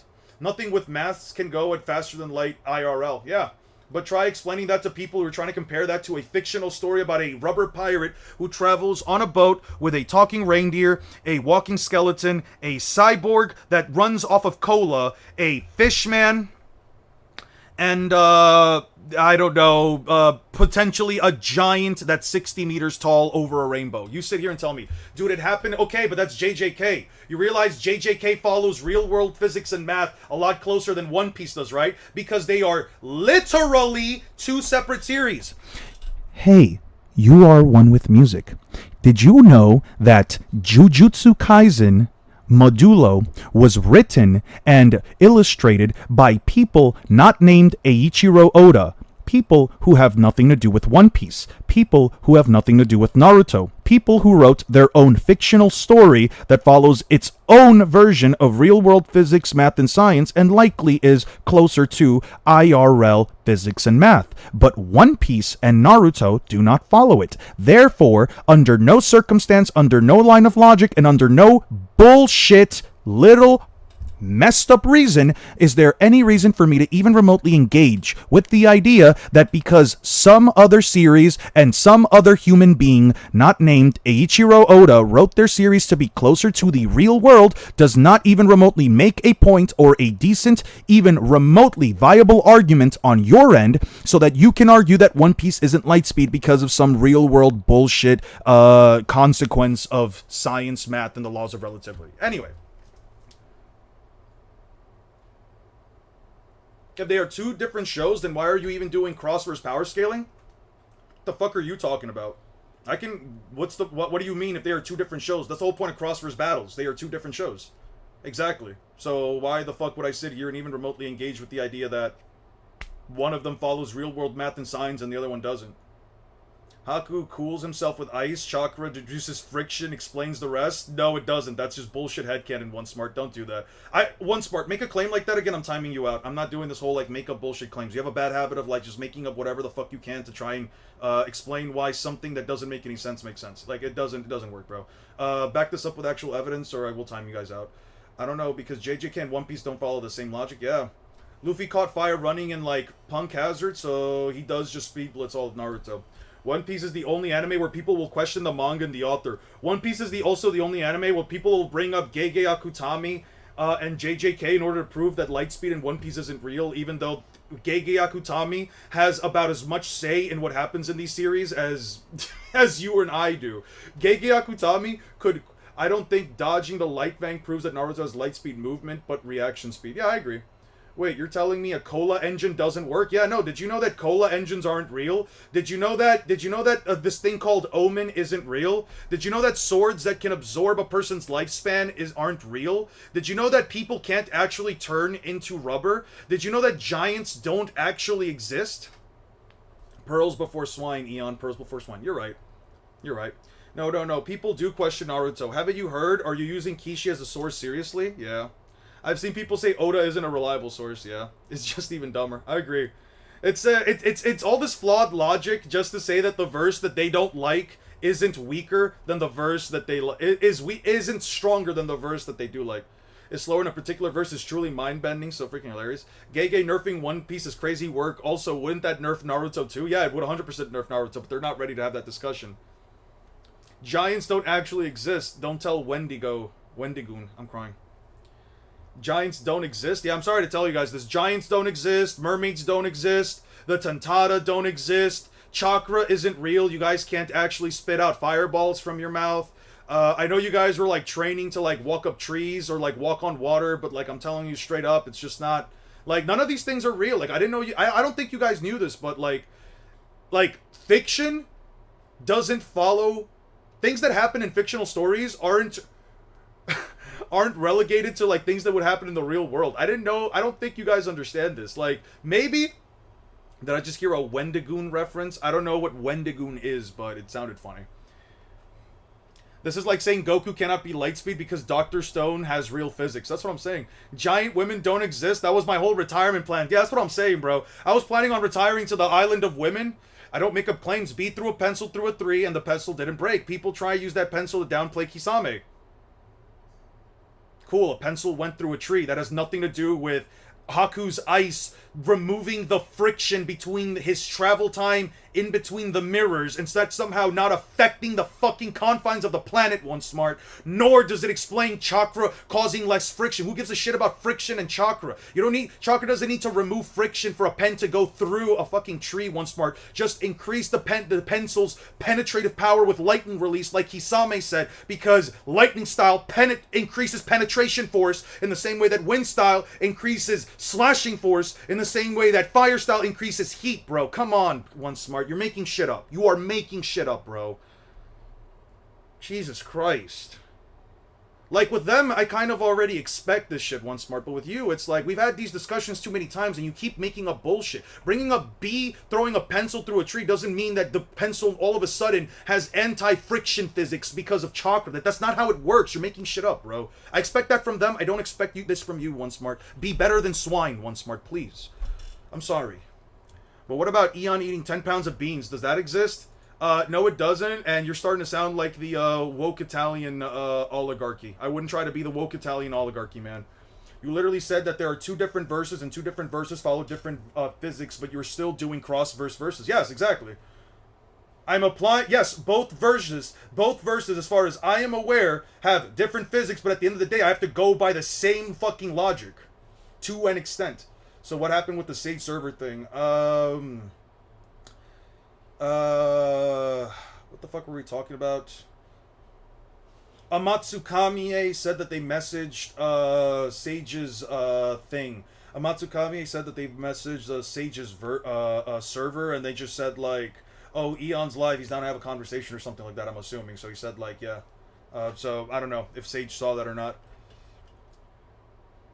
Also, when I say that there are two different verses, JJK and One Piece are two completely separate stories. If I cap out JJK at Lightspeed, that doesn't mean I'm going to cap out One Piece at Lightspeed. Why the fuck would I do that? Under what kind of logic would I cap out One Piece at Lightspeed just because JJK is limited to that kind of physics and math? I don't give a shit if JJK is capped out at Lightspeed. I would still say One Piece characters are faster, and unlike JJK, they would be able to move at faster than light speeds without causing any random real-world thing. That's because I don't verse equalize. I don't give it... I just simply go by what the series is telling me, and then I simply apply that to the characters.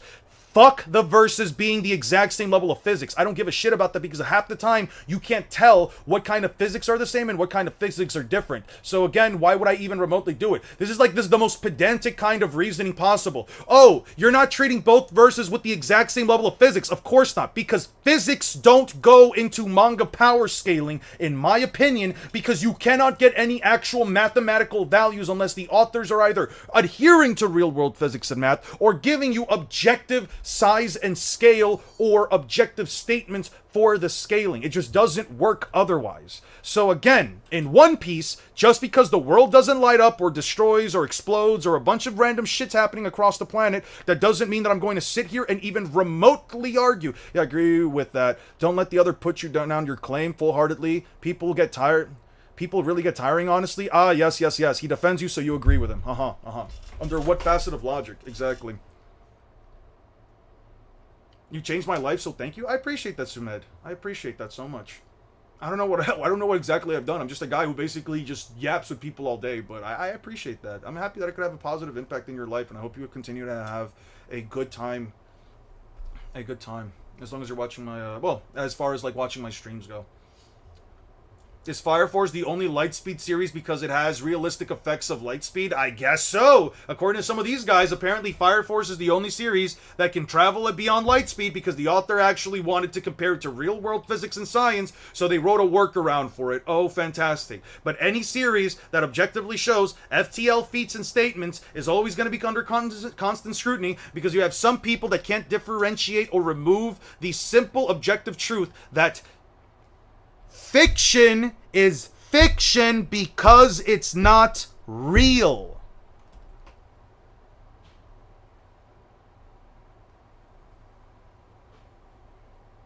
Personally, I find a middle ground between them in the universe logic and IRL based on my understanding of what the franchise is and my understanding of science and physics. If you want to go that route, you can also go that route.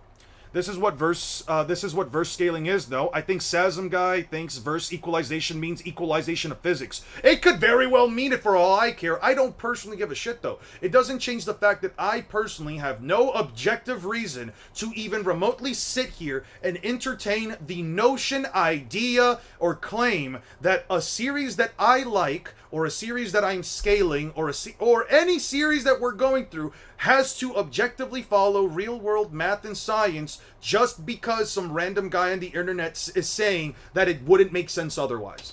Their opinion means nothing to me, in all honesty. Opinions like that mean genuinely nothing to me. Relativity is a psyop by the government to keep people from going fast. I agree. We can all run at faster than light speeds. We've just been injected with government drone nanites in our bloodstreams that prevents humanity from pushing past our limits and being able to travel at FTL speeds. I believe that humanity can do it, and I believe that giants did exist at one point, and the Tooth Fairy is real. All of that shit's true, man. I'm telling you. You guys think I might be high as a kite right now, but I'm actually the most loose. Is it lucid, or is it... What's the word I'm supposed to use? I'm the most sane I've ever been. I was about to say lucid. That shit would about to make things worse. Alright. Is there any series here that we should check out? Any series here that we should click on? The Hero's Bereaved Family. I remember reading something about this. This shit is crazy. Waiter, One Piece of Fiction... Waiter, One Piece of Fiction, but hold the fiction, please, and suspension of disbelief on the side. No gluten. Eon doesn't use verse equalization specifically in One Piece versus Naruto because every One Piece character is a genjutsu victim? Absolutely not. Because if you verse equalize, then Genjutsu is immediately countered by Conqueror's Haki, or really any kind of Haki at all. Because if Jutsus are even remotely equalized to Haki, then that means that Armament Haki doesn't subject itself to Chakra in the same way that it doesn't subject itself to what was it again? Oh yeah, devil fruits. So here's the thing, sweetie. It doesn't matter how you choose to go about it. If you want to give Naruto characters a stupid little genjutsu win because you can't find a single way that they can win otherwise, I can just as easily argue that Conqueror's Haki or just basic Armament Haki makes it so that genjutsu is absolutely and utterly meaningless. Thank you! Sorry. Yeah. There you go, buddy. Don't do that. Don't do the whole like, oh, he's only doing this because I do it because otherwise it's complete bullshit and you just have to make up your own headcanon. You have just as much evidence to say that genjutsu wouldn't work as I can say it would not work at all. That it would work rather than I can say that it wouldn't at all. We need a compilation of every time Eon gets really close to the mic. It's really funny. I appreciate you guys enjoying that. I wasn't sure how annoying it would be for some of you. Could Luffy theoretically make a Haki shield with his tooth? Technically. He can use Haki all over his body. Eon, you have no way of proving I can't transform into a purple azure and pure silver dragon with ultra ego? With ultra ego and mastered ultra instinct in my base form. Yeah, I have no way of proving it.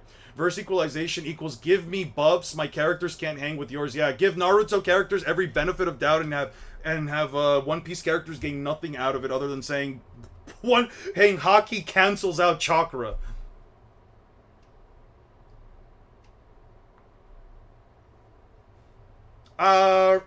It only works if you know exactly how much gravity is increasing, how much the gravity is increased with, it's only possible if you can argue how much gravity would be increased, by Kaguya. Like, if you have, like, an objective way of proving how much gravity, the gravity increase for Kaguya's dimension is. Because if it's, like, 5 or 10 times one's own, gravitational pull, and that's, like, enough to bring them down, then I would argue that Luffy and the others would be easily capable of moving just as fine without it.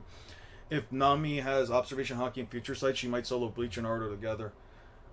Underwent, then Emu aka Parrot came and stole his underwear, and Roger turned Joy Boy's underwear into the One Piece, and now Frankie wears it and he's wearing the One Piece.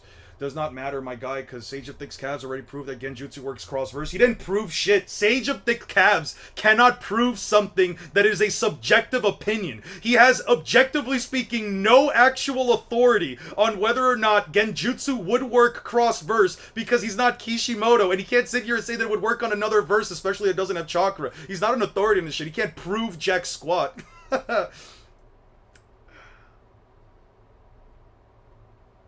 What the fuck? Bro really said Sage of Thick Calves. Alright, don't call him ass either. All I'm saying is that the dude is not an authority in any way, shape, or form. The dude cannot prove something that is a subjective take. The fuck are we on? That's like me saying I can prove that Haki exists in fucking Naruto. What the fuck are we talking about, bro? This is weird because they're brothers. They're half-brothers. Oh, that's a fucking dragon. Chew. Oh, he blasted through this fucking mountain. Jesus Christ. Oh, yeah. That's some Kaido type shit. Oh, yeah. This is already some Kaido type shit.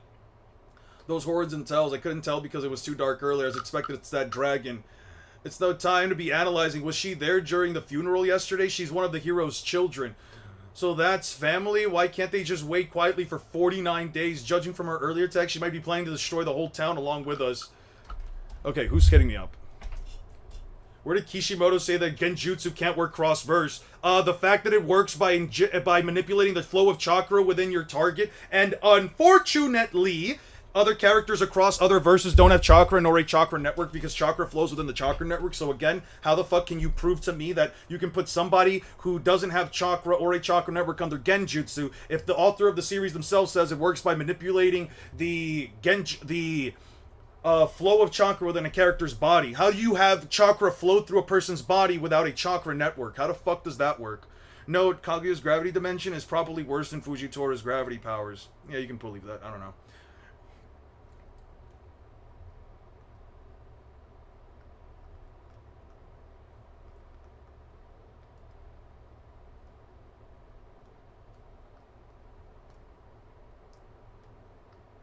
Why wouldn't Why wouldn't Haki be able to give you an immunity against Genjutsu when it literally is used to prevent Devil Fruit abilities from being as effective on you? If you just have stronger Haki than your opponent, then you just automatically start to ignore their Devil Fruit abilities or can straight up just push it right out.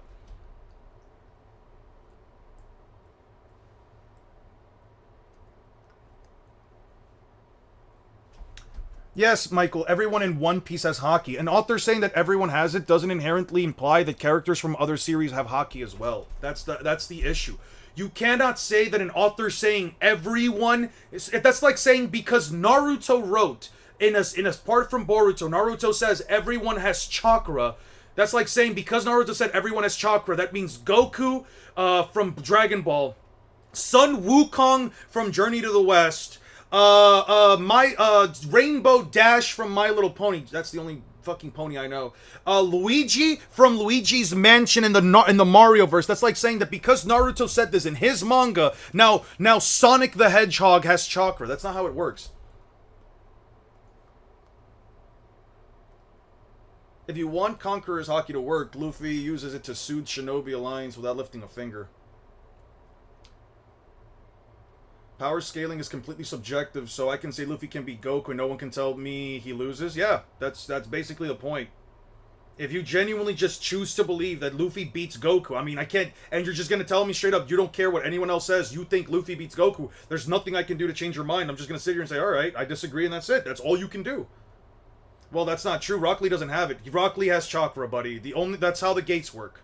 Rock Lee has chakra. That is how the gates work. The gates are internal limiters that suppress one's chakra. Rock Lee just does not have the capacity to use ninjutsu or genjutsu, so he had to resort to using taijutsu. Somewhere around here. Okay, somewhere around here, he says it.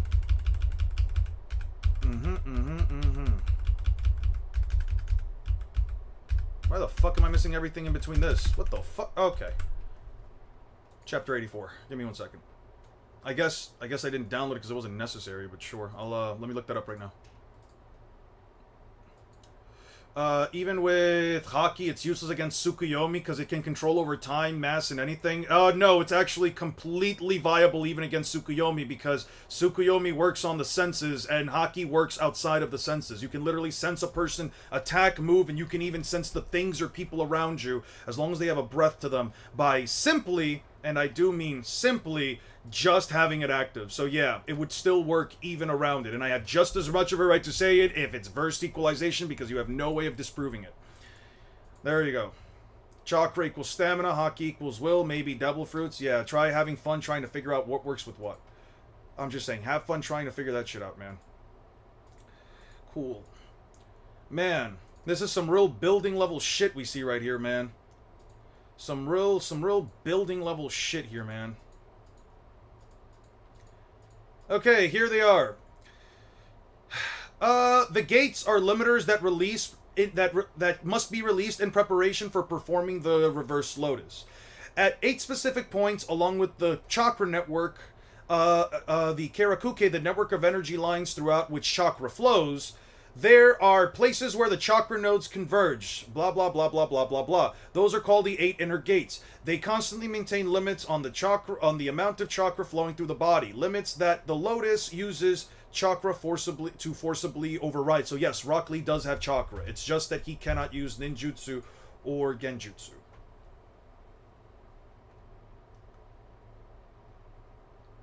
I mean, there's no compromise that I need to make. Nothing forces me to make a compromise. I just don't adhere to verse equalization because it's headcanon.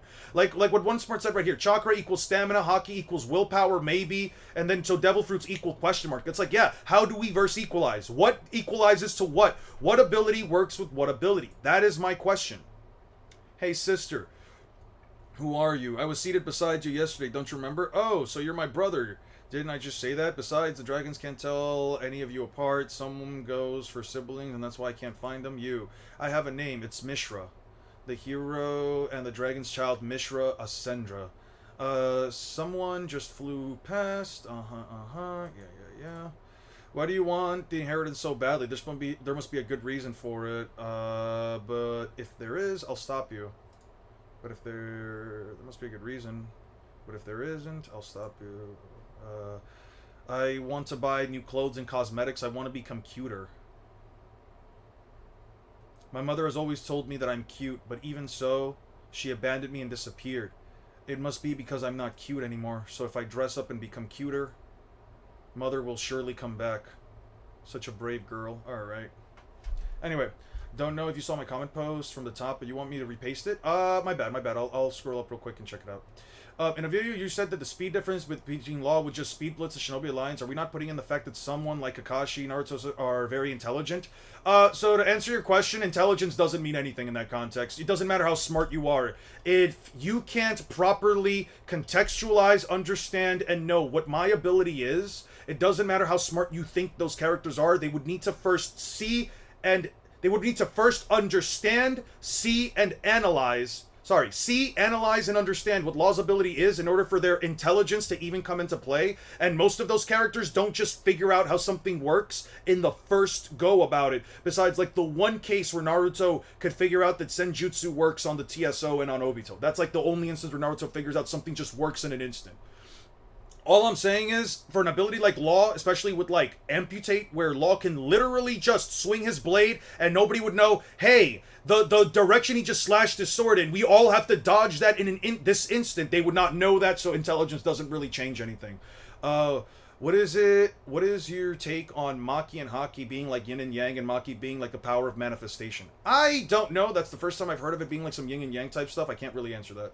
But it does seem like Maki is a covenant that comes from one's own person. It's like how Neemo described it, right? Jealousy and greed create an... It was something like... Fuck, I have to now find the statement. Give me a second.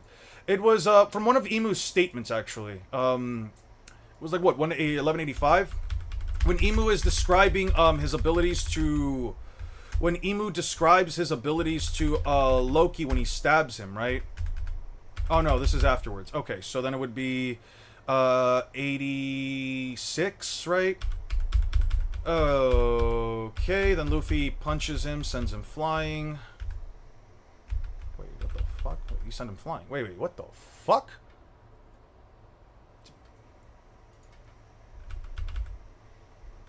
Okay, so Imu can't do the thing. Mary Joie will be without move for a second. Ah, okay. So, when power is lusted after... Let me switch it up. Okay. When... Ragnazuchi... When power is lusted... okay. It is the nature of man to... It is the nature of man to crave strength. However, when power so lusted after is too easily gained, corruption, choosing servitude out of self-interest, covenants, and the envy that seeks to achieve one's goals, the power of omen, these form the trinity of what we call domination. So in other words, where Haki is your own willpower and the strength and the internal strength that it takes to constantly get back up and fight again and again and again and again and again, to use your own strength over any other force in this world, that is what Haki is, and that is why it transcends all. However, what Maki is the direct opposite of that, right? It's man craving strength, and if man craves enough strength, if what they seek is great enough, then that power can lead to what one can... If that power that one wants can lead them into a form of corruption, then choosing to give up your own will in order for said power or for said self-interest creates a covenant, and seeking power that allows one to achieve their goals, the envy, the greed that gives one the power to change their own goals, that is the power of omen. So it's basically the internal fucked up... And you said Sage couldn't prove that Genjutsu works, but you could not counter any of the arguments in his life? What arguments in his life did he make? What do you mean I couldn't counter any of his arguments? He was live and I wasn't. What the fuck do you mean I couldn't counter any of them? All of his arguments were fucking terrible, by the way. No, actually, none of his arguments were even fucking real. He had some other guy basically tell him, hey, One Piece doesn't scale as high as this guy says it is, and he didn't make any actual fucking counterclaims. What are you talking about? What argument didn't I counter of his? What argument didn't I counter? What does intelligence have to do with blitzing, though? Can you form an argument for yourself instead of talking about your boyfriend did and didn't argue? Alright. That's a bit mean. Bye, Ian. Gotta sleep. I got gym tomorrow. Have a good one, Drago. Please have a good one. Wow, so Rock Lee's just straight up limiting himself for no actual reason. No wonder he's trash. Yeah. Well, he's not limiting himself. He's physically incapable of using 2/3 of the power system. It's not inherently like him limiting himself. He was just born. He was just born struggling, bro. Some of us are just born in a worse position. I was trying to make a point that even Genjutsu was able to affect One Piece characters' observation haki makes it still useless because it doesn't operate under the 5 senses, yeah. What is your take on Maki? Yeah, I already covered that. What is your take on Maki and haki being like yin and yang? Yeah. I already covered that. Intelligence can only make up for about 5% of a power difference. Battle IQ does not matter when you get speed blitzed. Not a new power system. It's like part of Mew's Devil Fruit. It seems like it. New Maki power system is going to be lit. Yin and Yang is actually the best way to put it. It opposes a haki force. But the thing about Yin and Yang is that with Yin and Yang, there's evil inside good and there's good inside evil. What's the good in Maki and what's the bad in haki? Why did Infinite Tsukuyomi work on people and animals without chakra? They all have chakra. They all literally have chakra. What are you talking about?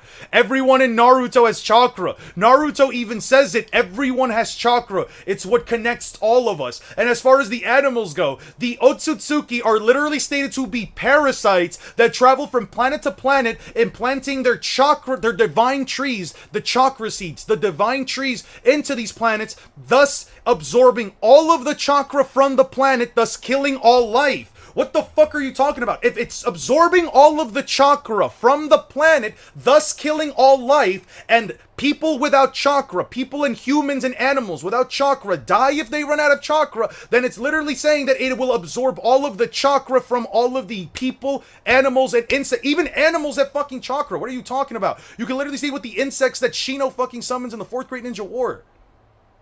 Literally. Right here. Right here, even insects have chakra. What are you talking about, bruh?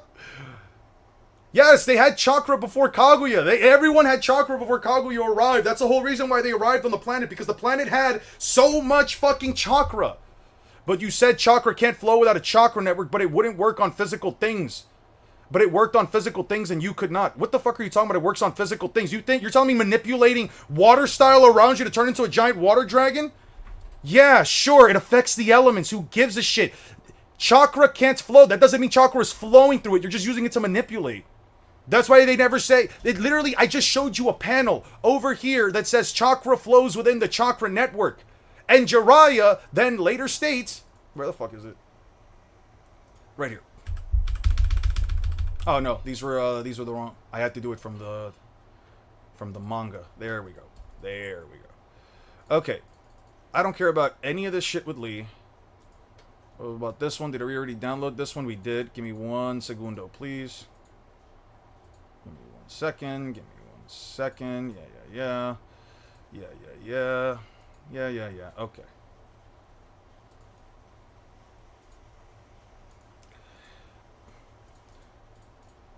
Literally, right here in this chapter, they literally fucking say it, bro. Chakra flows within the chakra network. The fuck are we talking about, dude? Motherfuckers just love making shit up. Insects have chakra but can't be put under genjutsu because they lack the brain capacity for it. Cool. Eon, have you seen the video on Sage, One Piece versus Naruto? Yeah, Sage, SB the Sage, yeah, the guy makes very disingenuous videos. Yeah. Can you see the 54-second short Sukuna versus Minato by... I don't want to see it, man. Besides, I think I'm about to, like, head out. I want to step out real quick, because I do want to have a chance to actually speak to my girlfriend today. And I do not think I'll have the chance if I'm also trying to watch something with my mom. We finally got Netflix. It was definitely a thing. Okay, there we go. You literally said in your own video that Infinite Tsukuyomi would not work on Kaido. Would work on Kaido, and you said it works on cats. Yes, that was before I found the Boruto panel. I'm allowed to change my mind, Sazum. And the only reason I made that was because the video didn't have the most fucking evidence on it. You're bringing up a video from multiple years ago. Are you telling me that a human being can't change their fucking opinion in like 2-3 fucking years? Where the fuck was it? Kaido versus Madara. That was 2 years ago, bruv. You're telling me in 2 years I can't learn more about One Piece and Naruto and also change my opinion? Because guess what? I did. You know what else I used in that video? Fucking calcs, dude. What the fuck are you talking about? Bro is made. Oh, yeah, but you said it in the past, therefore you must now stick to it. Whatever you said in the past must mean that you still believe it into this day. Jesus Christ, bro. The internet really is on some bullshit. Yes, I have a girlfriend. Take care. Thank you, man. I appreciate it, Justice. Been a minute. Sage literally basically said if it's not a Logia, Sage Mode Naruto stomps. Pushing 30, by the way. Fuck you. Video from like 2 years ago. That's what I'm saying. You heard it here, Eon. Now you need to redo the whole video. I might just remake Kaido versus Madara. And this time, you know what the craziest part is? I downplayed Kaido so much in this video. If you actually paid attention to a lot of the shit I said, Sazam, by the way, if you actually paid attention to a lot of the shit I say, in this video, I said Kaido and Madara might go at it. What the fuck did I say? Kaido versus the TSO. Let me see. What the fuck did I say at this point, right? Madara more than likely wouldn't go for the human path soul absorption. What the fuck did I say? When it will. Manga, Gear 5 Luffy has fought multiple times with Kizaru.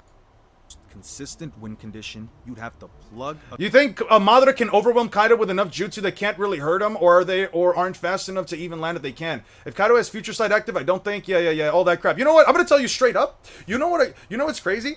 I will feature you. I will remake this video with you, Aura, and I will completely give you my honest take on this fight right now. Madara versus Kaido, real talk, every version of Madara, including Ten Tails, gets turned into a splat of blood on the wall. If Madara gets hit by Kaido, remake time, I'm about to. Can we get some W's for One Man and for Julio, guys? Can we get some W's for One Man and for Julio? If I genuinely wanted to, I could remake the video, and this time I will genuinely tell people that I genuinely, from the bottom of my heart, 100% believe that if Kaido whacked Madara in base form, if base Kaido whacked Madara with his club, any version of him, Ten Tails, base, Edo Tensei, or, well, except for Edo Tensei, because that's the only one he can't technically kill, base EMS,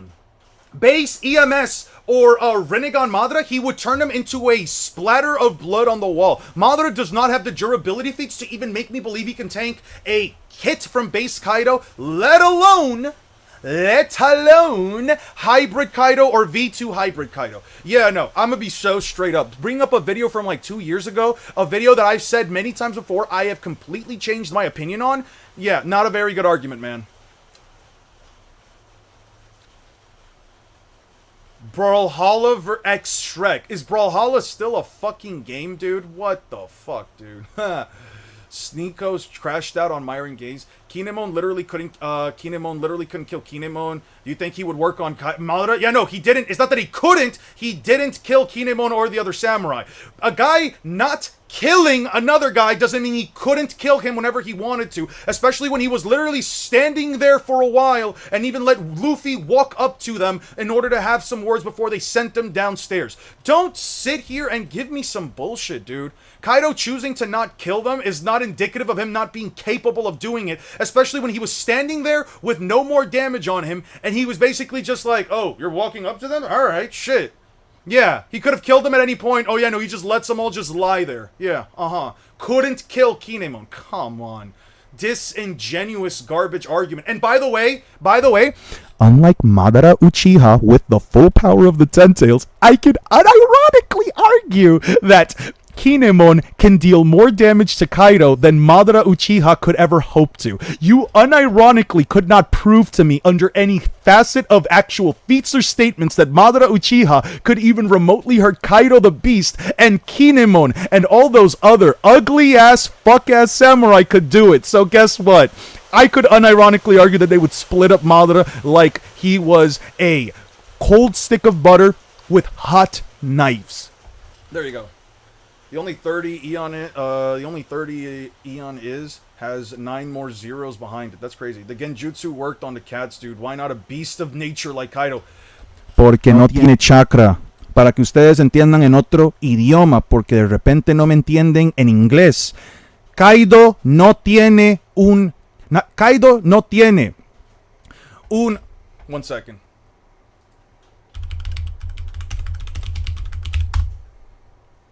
Kaido no tiene una red de chakra, mae. O sea, Kaido literalmente no tiene una red de chakra. Y tampoco tiene chakra. Y Genjutsu funciona para manipulando el chakra que fluye en la red de chakra dentro de las personas que existen en el mundo de Naruto. Y Kaido no es un personaje en Naruto con un órgano físico que literalmente existe dentro de solo el mundo de Naruto. Did you understand that? Did you understand that? You guys understand that? You understand that, Darbu? You understand Spanish? Go translate it. Go do us both the favor and go translate that. What is bro saying? Don't worry about it.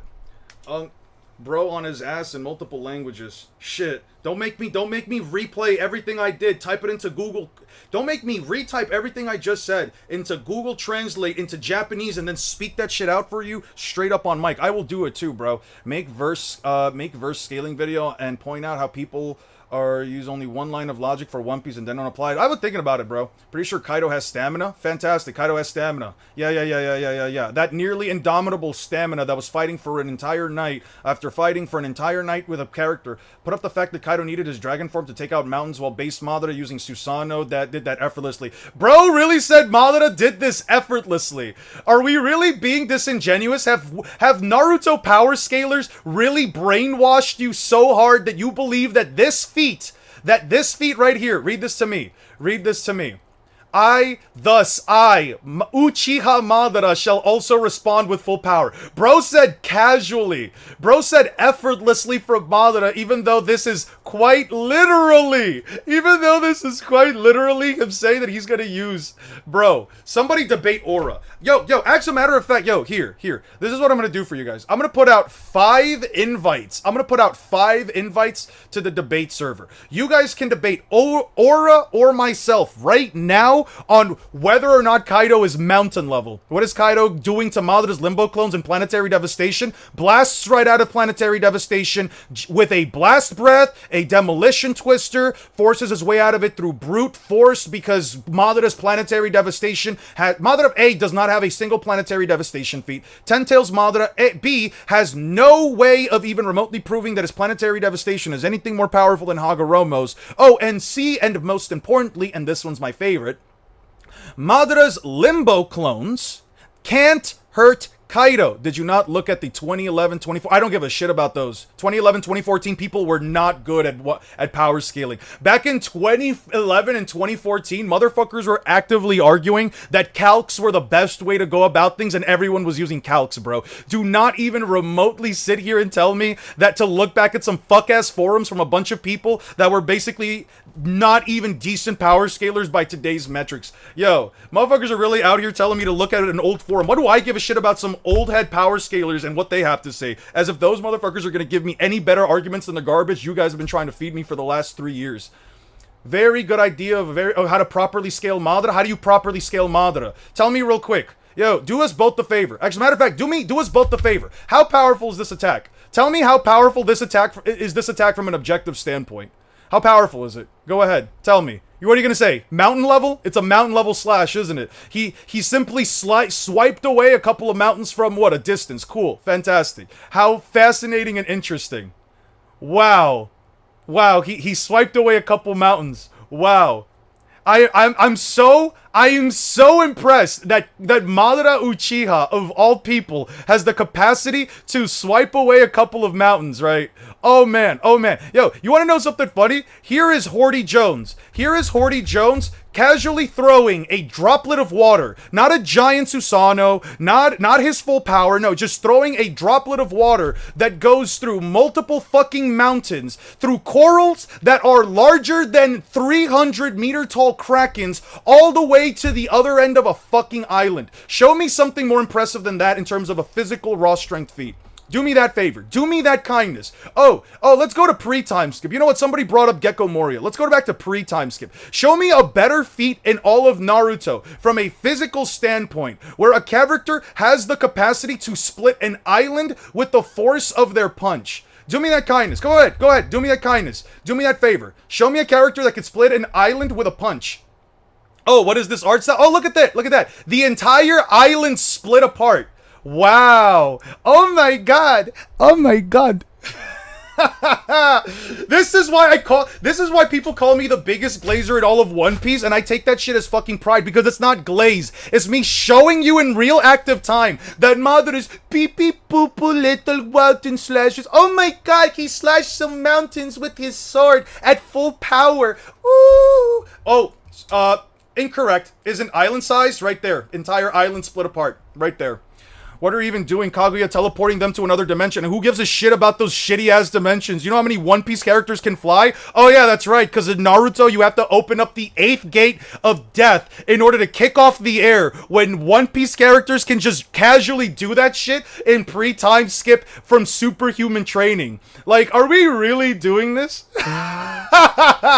I had someone try to tell me that Kisame was stronger than every fishman. Yeah.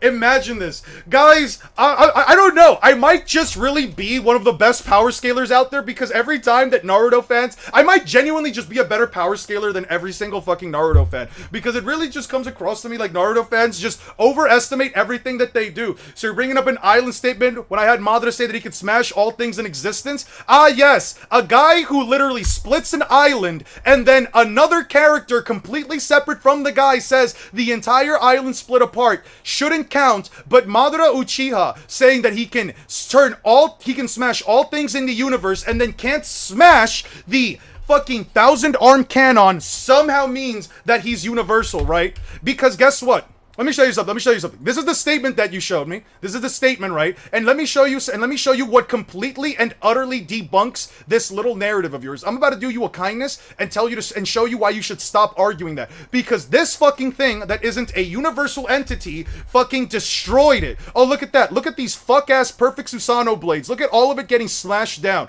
Look at him getting fisted 1,000-fold by Hashirama. Hey, I'm not losing sleep over this. I'm good and chilling. I'm doing well. Yeah, no, you're not. No, you're not. You're in shambles because I can actively prove everything you say is not only incorrect, but also a vast overestimation of what these fucking dumbass ninjas can do. But you can't even remotely sit here and tell me why a guy literally being stated to split an island in half isn't more impressive than, oh, some guy just slashing some mountaintops. Anyway. How about you do this? Before you get another comment, how about you just go shut up? How about you just shut up? How about that? How about you just don't talk to me anymore? How about you just don't talk to me anymore? How about you just go leave? Go somewhere else. Shoo. You're in the timeout corner. I'm putting the dunce cap on your head, and I'm telling you to shoo and go away. Only destroying mountains doesn't mean he can't destroy islands with that attack. Actually, it does. Because guess what? With the Majestic Attire Susanoo, you know, that thing that is much more powerful than the perfect Susanoo on his own, the best this motherfucker can pull off is slicing 6 mountaintops apart. That is the best feat that he can do. That is the best feat that he can do, slicing 6 mountaintops apart. And mind you, the only 2 times that he ever slashes through mountains is when he says he's using his full power and in a life and death battle against the first Hokage, and he slices only these mountains apart. And you're gonna sit here and tell me that he could do that to islands? Yeah, no, I don't have a reason to entertain that, especially when he's doing that with the 9 tails, the strongest tailed beast. Y'all really something else. The way y'all choose to glaze, I swear my jaw would hurt if I had to glaze anybody that much, and I glaze the fuck out of Sukuna, bro. It's absolutely monstrously insane the amount of effort people will go out of their way to simply try to upscale something that isn't that impressive, especially isn't the size of an island. If it's the size of an island, isn't even this, it's called an island, but it isn't 2 kilometers 2k meters, and it was fine after that attack. No, the island was still up. He still split the island. The character stated that he split the island, and who says that it's not 2 kilometers? Where did you get the idea that Thriller Bark isn't 2 kilometers wide? Who the fuck told you that? What kind of bullshit is that? Sasuke literally destroyed Jubidara's meteors. Fantastic. Those country-level meteors. Those not even country-level meteors. Cool, let's pull up that feat real quick. Let's pull up those feats. Oh, fantastic. So he's Fujitora level now. So he's Admiral level now. Fantastic. Sasuke Uchiha just reached the strength of an Admiral. He just performed the feat that Zoro could do in a movie and a worse feat than what what was it, Mihawk could do casually. Yeah. Wow. Sasuke needed an entire 6 paths amp. He needed baby Jesus. He needed ninja Jesus of all people to give him powers just to do it. Look at that. One of the smallest countries in the world, and oh cool, he's about to slam down one of the smallest countries on the planet. Wow, I am so impressed. Come to me when they have a continental feat. Come to me when you show me an actual objective continental feat. Is a full island the world's biggest pirate ship because it's an island modified to be able to sail? Yeah. Yeah, show me when this feat is anything above continental. When you show me that any of these meteors can one-shot a continent, then we can argue. Is like 2 meters, that isn't an island? Who says it's only 2 kilometers? Who told you? Who told you? Who told you that it's 2K kilometers? Give me an actual argument. Give me an actual objective statement that says Thriller Bark is only 2 kilometers. Come on, go ahead. Go ahead, Feldburrows. If your next comment, Feldburrows, isn't that Thriller Bark is objectively speaking less than 2 kilometers, I'm timing you out permanently. You're never gonna be able to chat back again in my chat. Go ahead, do it. Show me. Prove to me. Oh wow, he slashed some mountains. Wow, he slashed some meteors. That's some real One Piece shit, man. They're finally catching up to One Piece. Man, I can't believe it took till the last 24, 25-ish chapters for these motherfuckers to actually finally reach Dressrosa levels of power. Man, what are we doing, guys? What are we even arguing here? These guys are Dressrosa level? Insane. Insane. Actually, that would be a lie. That would be an objective lie from my end. Oh, look at that. The meteors, after all those explosions, the meteors aren't even reaching where the God Tree is that doesn't even span one of the smallest countries on the planet. Yeah, right here, this location right here, this is one of the smallest planet. So this is one of the smallest islands on the planet. You want me to tell you why I know this? You want me to tell you why? Because I know more about Naruto than you people. That's why. I'm tired of hiding. I know more about Naruto than you guys. That's the problem. I know more about the series, and I actually know how to scale it, and it upsets you. It makes you upset that I can say that the funny talking rubber pirate is much stronger than the cool fox boy. That a pirate, arg, is stronger than a ninja, she, or whatever the fuck ninjas make, bro. There you go. Oh, look at that. This country right here, one of the smallest countries. Oh, yeah. Yeah, look. Madara has finally powerful enough to drop 30 plus meteors on one of the smallest countries on the planet, man. That's crazy. Yeah, that's absolutely crazy to me, man. Absolutely insane. Wow. Crazy. Man, whenever they get to Dressrosa, that's when we'll see. See the planet curve? I could give 2 shits about the planet curving. I could give 2 fiddly fucks and 2 tears in a bucket about the planet curving, my guy. Kishimoto does not do perspective shots that well. Kishimoto, yeah, planet curve, sorry, yeah, what does that matter? Explain to me why that matters. Explain to me why seeing the planet curve matters. Well, I care so, yeah. Yeah, cool. You see the planet. Yeah, cool. Fantastic. I don't give a shit about what you care about. I give a shit about what is the objective line of scaling. The planet's curve doesn't do anything. Doesn't affect attack potency whatsoever. Show me a continental feat. All they do is island level feats? Bro really asked the One Piece guy to prove to him that One Piece characters have continental feats. Oh man, you're not gonna like it. You're not gonna like it. I'll bring it up again. I'll show you again. Oh, look at that, guys. Oh, look at that. Look at that. Don Chinjiao cracked a continent of ice that is tougher than metal. Oh, look at that. Oh my god. Look at that. Look at that. Guys, here we go again. Oh, look at that. I have now seen that your foot is powerful enough to split the continent of ice. A continent of ice, mind you. So tough, not even fire or our pickaxes will break it down. He didn't split it into 2 pieces. It was still connected. Read what it says right here. Cracking it requires monumental force directed at a single point, and then just to make things easier for you, I'll show you. One Piece characters can manipulate their area of effect. Oh, would you look at that. 188. Oh, look at that. Look at that. When enormous force is directed at a single point, it doesn't cause extra damage. Look at the hole he made. No cracks around the hole. And Don Chinjiao is simply opening up his treasure cove so that he can go inside and see the treasure. And then it naturally closes itself up. So it is a continental feat. I think Eon gets more mileage out of Don Chinjiao's feat than anyone else. Yeah. Seeing matters for the actual size of the country. You really haven't provided anything objectively quantifiable. continent. Continent. Continent. Continent. Continent. Continente. Continent. Right there. Continent. How is it destroying a continent? Because the Japanese translation right here actually roughly translates to Tairiku and Uchikudaku. Tairiku translates directly to continent, and Uchikudaku translates to shatter it. He is saying that he can shatter the continent. The English translation simply says that he was going to split it. But yeah, there you go. Cool. Fantastic. How you doing, Mr. Dens? How big is that continent? I don't care. It's a continent. I could give two shits about how big it is. Just ban him already, dude. They aren't bringing anything. Hyperbolic? Why is it hyperbolic? So a character calling a continent of ice a continent twice is hyperbolic? Ooh, the claim is hyperbolic now? Oh, so we're just gonna be disingenuous? Alright, you can leave. You can leave.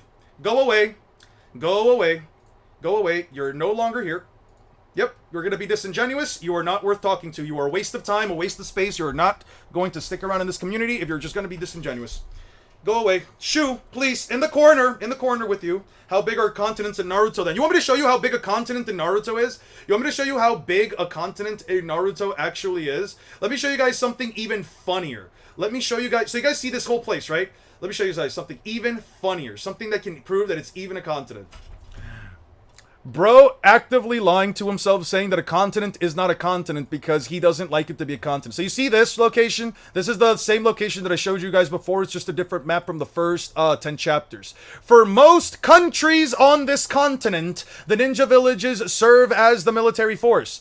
All of this is a continent. All of this is considered a continent. There you go. If you're getting paid very well by guessing up and glazing... Oh, we got somebody else talking shit. Let me see. Just might I ask, why do you upscale and glaze and gas this weak verse way too much if the pay is great? The pay is actually not great. I don't even get paid. If I don't get gifted subs and I don't put out a video, I barely get paid even a little over $100. This video, I don't glaze this shit even for the love of the game. I glaze it, or at least by your logic, I glaze it because it's actually a strong verse. We gotta keep in mind, Naruto is stronger by a wide metric. Why is Naruto stronger by a wide metric? Explain to me. Why is it stronger by a wide metric? Come on now. You wanna have a chat? I could give you a Discord link. Here's a Discord link. I could give you a Discord link, guys. Come on. Boom, boom, boom. Gotta get that. Boom, boom, boom. No one can prove me wrong, wrong, wrong. No one can prove me wrong, wrong, wrong. Because you guys don't know how to scale. You guys are bad at scaling. I got all the feats. I got all the statements. I got all the narrative backing up my scaling. You guys are talking about bullshit. You guys are bringing up feats from 2011, and it fucking shows. I got that.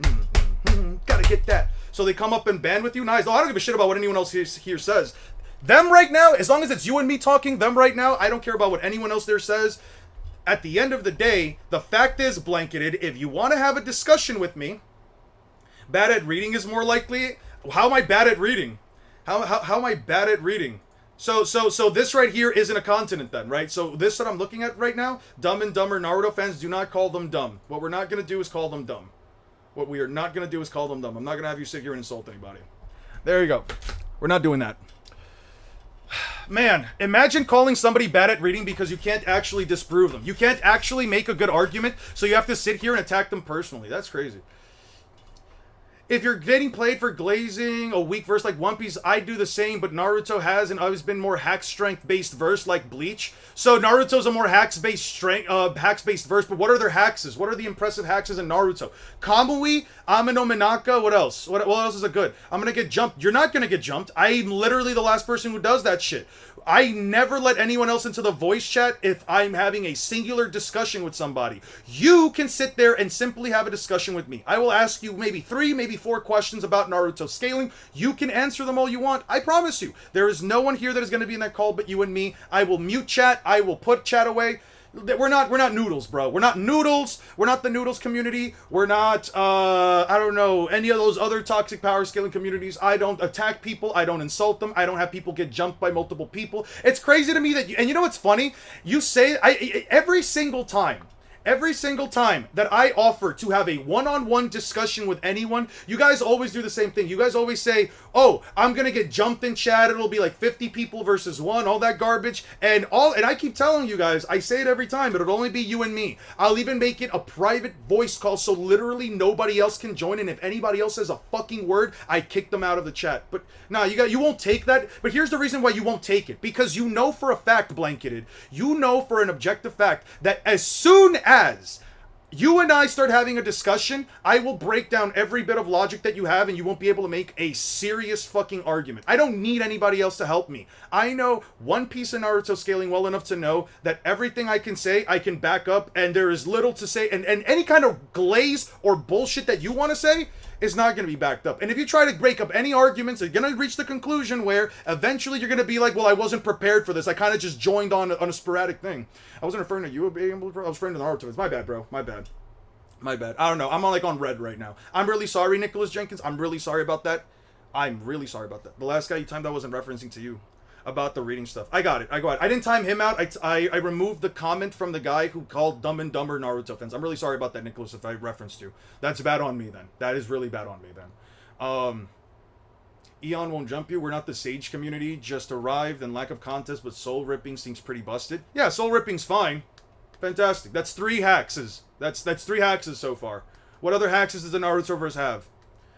I wanna jot them down. It's all good, big dog. Yeah, no, I still don't. That's not right on me. I'm sorry. That's good to know. I'll pass the idea since it's too much work, but Naruto kicked away an erasure attack? Yeah, the TSO are not erasure. Yeah. You tell me that the TSO are always an erasure-based attack when I could literally show you Sakura of all people literally survive one of the blasts. Or Minato and his literal Edo Tensei fucking cloak not being erased by them. Yeah, no, they're not existence erasure. They're not.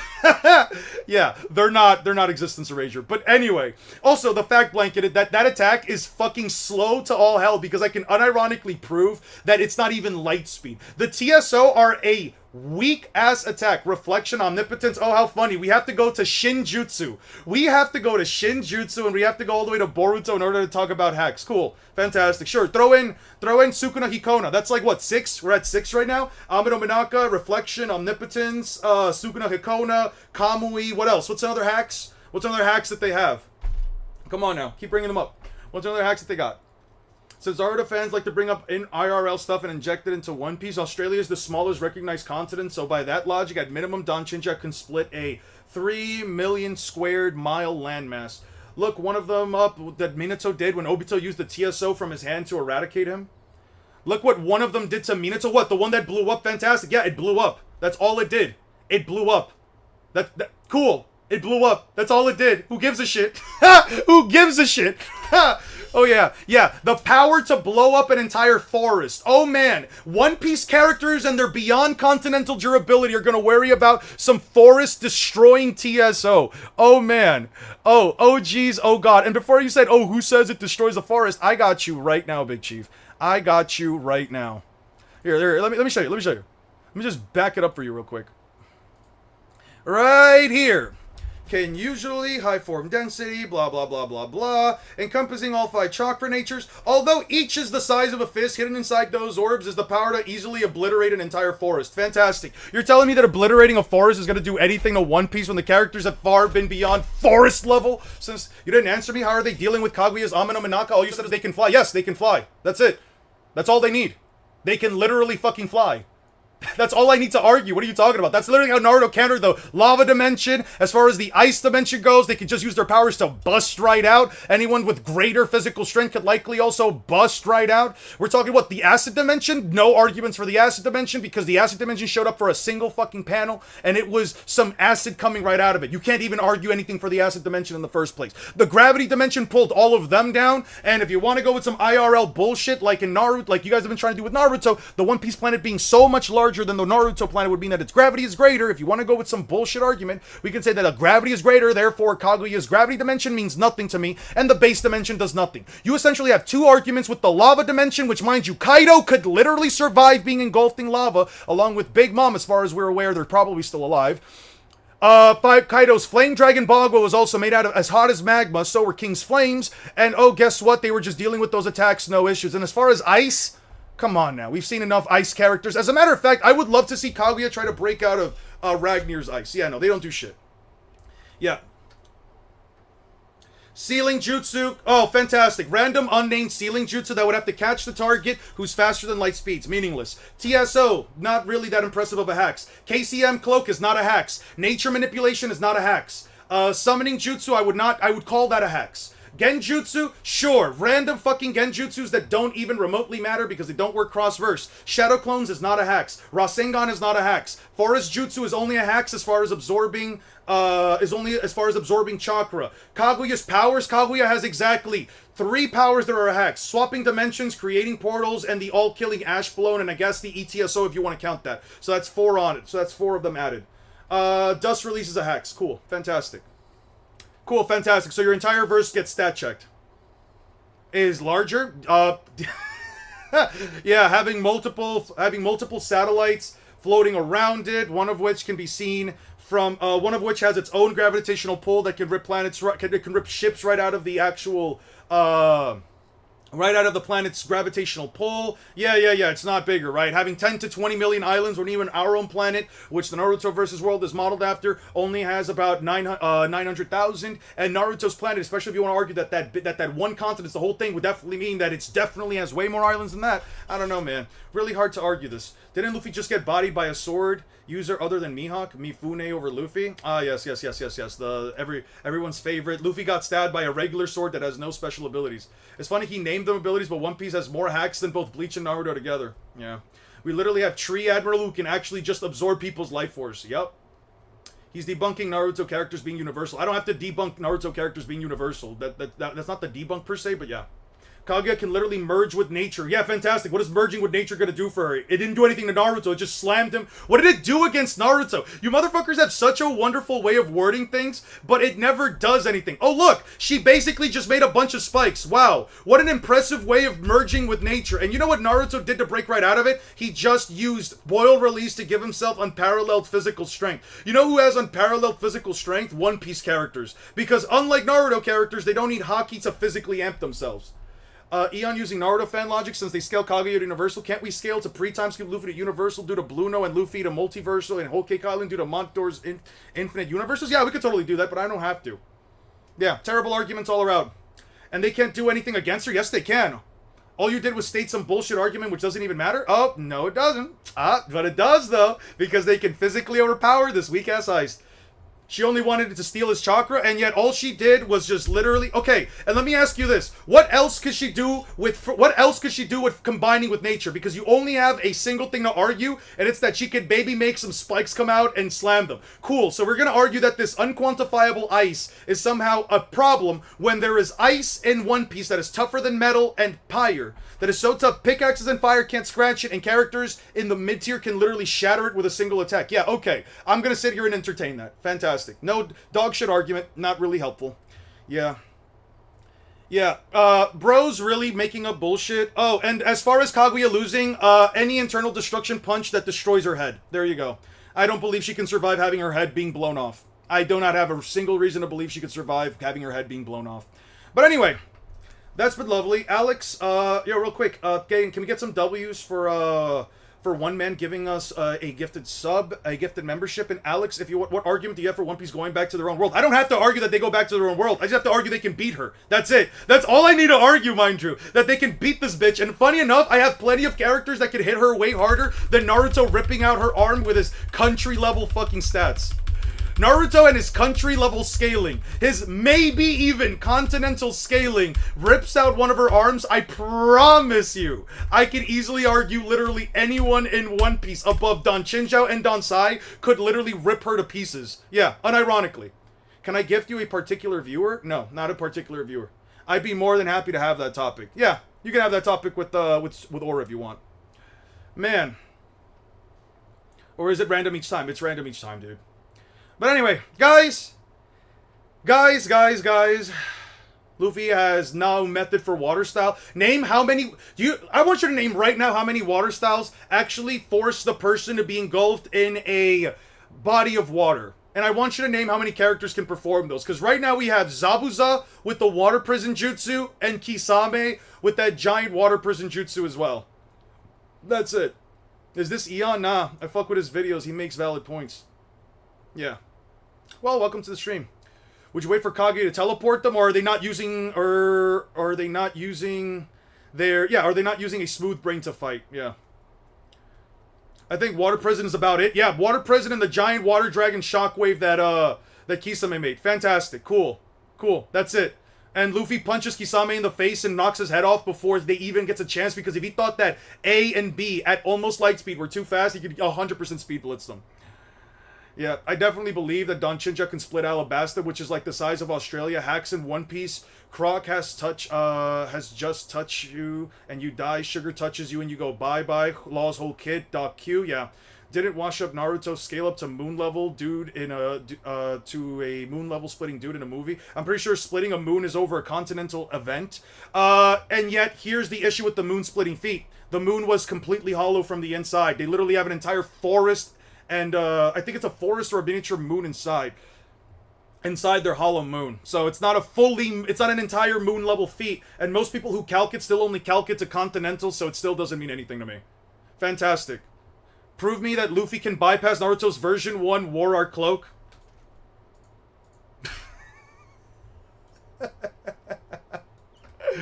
Bro said prove that he could do it. Yeah, alright. Yeah, alright. Where's the Wano thing? It's like, what, 9:30 something, right? When does Big Mom get kicked out? Yo. Where the fuck is it? Big Mom here. Where the fuck does he do it? Boom, boom, boom, boom, boom. Ah, right here. There you go. Is having the time of his life, yeah. The moon splitting feat via hacks Toneri just literally doesn't even scale to, yeah. Yeah, right there. Internal destruction. Punches them. There you go. Punches them. Goes in. Boom. Blows them up from the inside. Shinobi can't survive it. So easy. Yeah. And the whole DC argument is debunked in Alabasta due to Bon Clay's statement. We will most likely see a planetary DC feat. Yeah. Man, imagine having a chakra cloak that just gets injected with hockey and just explodes you from the inside out, and the cloak can't do anything about it. Watch him change the subject to prove you wrong. Yeah, watch him say, oh, well, it doesn't go through. Luffy's Jurineg's not going to work because we didn't see Luffy fighting any opponent who has an aura barrier. Yeah, but Kaido's scales are literally so tough that even continental attacks don't go through it, and that fuck-ass lightning storm and tornado cannot be even remotely put at continental, so have fun. Have fun proving that some lightning bolts and some fuck-ass tornadoes are more powerful than a continent-splitting punch. Yeah, have fun proving that. Will come to an end once Elbaf arc is concluded. No, the conversation's already come to an end. Luffy beats every version of Naruto, no stop. It's just Naruto fans are too tired, are just too, I don't know what the word is. I guess they're just too stubborn to accept it. Based on water style losers, I am actually surprised that you attempt to say Luffy counters water. Yes, he speed blitzes every single one of them. Name a single water style user that Luffy does not inherently speed blitz. Name a single water-styled user that Luffy doesn't just instantly speed blitz in one shot. Yeah, how about that? I don't give a shit about water-style users because Naruto doesn't have water-style, dude. I don't give a fuck. Blackbeard over Pain. Hey, chat, I said it. Fuck it, yeah. A moon that is smaller than our Earth and is hollow enough to where it has a sky inside of it. Is multi-continental at best if I glaze the feet. Scale Naruto's version 1 cloak's durability. I did. I did. It's literally as strong as the Cataclysm, which was just lightning bolts and fucking tornadoes. That's it, bro. It's lightning bolts and tornadoes. What do you want me to tell you? It's lightning bolts and tornado. That's all I can give you. Are you gonna sit here? Prove to me that it's stronger than just lightning bolts and tornadoes? Bro, because again, how does an earthquake hurt you? How does a tsunami, not even one that's encompassing the entire thing, just how does water crashing against you hurt you as much as a lightning storm or fucking tornadoes? Come on now. However strong you think that those lightning bolts and tornadoes are, that's how strong the attack is. And I'm gonna be real with you. I don't have a reason to entertain more than that. What forces me to sit here and say? What exactly forces me to objectively sit here and say that this attack, which once again doesn't even destroy a small country, is more powerful than a guy who could split a continent of ice that is tougher than metal? Honestly, again, the water argument may be invalid in the upcoming chapters due to Zaza. Maybe it's something about the rain god that's connected specifically to water in One Piece. Probably, but we also know that there's also a sea god. Where would you put Blackbeard? In terms of what? Hey, Naruto solos most of the verse. This is just wasting time. Naruto fans can't accept reality, yeah. Like, all these motherfuckers have been getting... Yo, all these dudes have done is basically skate on by... Have a good one, Memento. I'm hopping off in a second myself. All these guys that can go off of it saying, oh, look, but you can calc it, but you can calc it. I don't give a fuck about calcs. Calcs don't mean shit. They're just a way for you to try to compare it to the real world, and it ultimately doesn't actually give you an objective scale. I'm trying my best to calm down. These guys are really boil your blood. What happened to you saying, wait, what happened, Blanketed? What happened to you saying, oh, I'm chilling, I'm cool right now, I'm doing me, I'm doing fine. I told you were mad, and you were saying that I was bullshitting, and now look at you. I've got you with your blood boiling. Come on now. Was able to survive an explosion to the moon. Not an explosion to the moon. His own chakra fell off and he got hit by the same chakra. That's all that happened. Yeah, an attack that cleaved the moon that was made from TSO, which you argue is existence erasure, and Naruto has Sage Mode, which counters it. Yeah, fantastic. Try to keep arguing that. Naruto was exhausted. That's why it didn't last. I said he scales to the version 1 close because you can't. Yeah. You can't either. You can't tell me how powerful they are. All you can tell me is that Naruto has to essentially use up all of his chakra from the KCM cloak in order for everyone else to withstand the attack. He basically has to lower his own durability and have everybody else protect everybody else in order for you to sit here and say, oh, hey, yeah, they tanked the attack. Fantastic. That's the wrong person? I don't know. Either way. The moon feet in... Oh, my bad. When did I say I was chilling? Oh, no, it was another guy then. My bad. I apologize. That was another guy. My goat Piccolo would never fold to an internal destruction hockey. Regardless of the mass of the moon, it's still the same as a regular moon. No, it's not. No, it's not. A moon with an entire society inside of it that hollows out most of the fucking mass within? Yeah, no, it definitely changes things. How can you say Luffy can bypass that? Hold your own words, though. What do you mean, why can't Luffy bypass that? What do you mean, why he can't bypass it? What are you talking about? What are you talking about? Luffy doesn't even need to make contact with a fucking tree to blow it up using eternal destruction. Why the fuck would a chakra cloak stop it? Yo, I am in tears. Yo, I'm in tears. Yo, what chapter is it where like Luffy and the others are basically doing like their training to get ready for the Kaido fight? Where the fuck is that chapter where they just escaped and all that shit, right? It was like right here at this point, right? Yeah, they escape prison, right? They join up. Zoro's doing his thing. When does Luffy do the tree punching thing? Okay.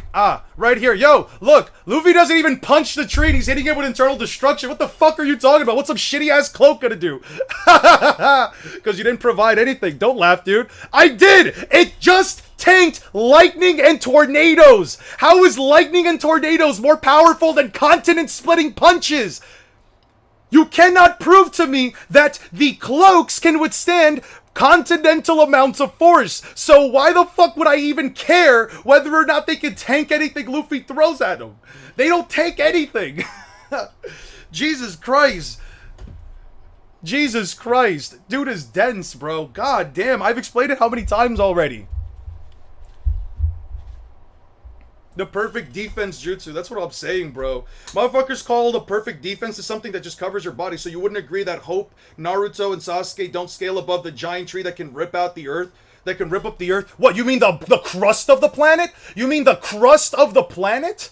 The crust of the weak-ass planet, bro? That's it? That's all you're gonna argue? That they scale above a tree? First of all, arguing that it has range does not mean that it can destroy the planet, because it didn't even damage the infrastructure besides one singular fucking building, dude. Yeah. Some tree roots spreading across the planet all of a sudden means that, oh yeah, these guys can destroy a planet. Yeah, sure. That makes sense. That makes perfect. Also, Naruto was exhausted. You didn't prove anything to me, dude. Yeah, who gives a shit if Naruto's exhausted? Everyone else was still alive from surviving lightning and tornadoes. What? Oh, so Naruto was exhausted and started bleeding from lightning and tornadoes. What a bitch. Jesus. Naruto is such a bitch. He started bleeding from lightning and tornadoes. What a little pee-pee poo-poo baby. Oh, by the way, just for the guy who says TSO is existence erasure. Yeah, this is a TSO. This is an Edo Tensei. Fantastic. Yeah, fantastic.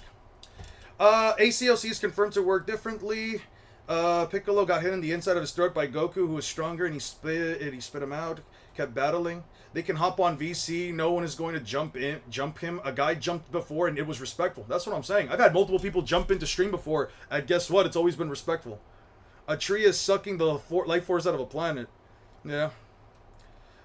They're planetary lightning and tornadoes. Yeah, they're 100% planetary lightning bolts and tornadoes, man. Who knew that? Who knew that these were lightning? These were planetary. That proves you're biased, dude. No wonder why Merchant and Six called you biased and dishonest. No, they're biased and dishonest, but sure. Yeah. The biased and dishonest Naruto guys that completely downplay everything in One Piece are 100% the honest ones here, right? But when I say that lightning bolts and tornadoes are weaker than continent-splitting punches, oh, I'm dishonest. Prove to me that okay, you still haven't tackled my poisasm. What? Bring it up. Come on, tackle my point. What about the lightning bolts and the tornadoes?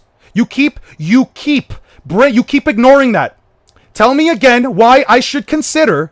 Answer my question. Why should I consider lightning bolts and tornadoes to be more damaging than a fucking continent-splitting punch? Actually tackle my argument. I gave you inverse information. The one root took a hit on one building. Why should it not destroy the planet's core? What do you mean it destroyed the planet's core? Can you prove to me that it reached the planet's core? Prove that it reached the planet's core. What the fuck? We're just making shit up now? Prove that it reached the planet's core. Prove that any of these fuck-ass roots. Look right here. Look right here. Where I'm moving the mouse. Look right here. These are chapter pages. 1, 14, 15. Oh, next chapter. Look at that. Jesus Christ, dude. What was it? 687? 678. Jesus Christ, dude. They always have to make some excuse. Oh, but the tree roots that spread around the planet. Yeah, okay. How does that prove that they have planetary attack potency? Yeah, fantastic. Nothing here. Just, they spread around. There's some ground here. They're floating there. Oh, look, one went through a singular building. That's it. That is all the damage that they did.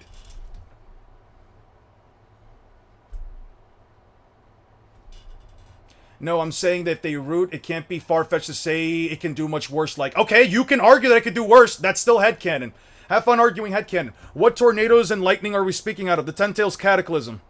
The Ten Tails Cataclysm. He's trying to ask me how powerful Naruto's one-tailed cloak is. Okay, it's powerful enough to tank tornadoes and lightning bolts if Naruto makes the conscious decision to protect everybody above himself.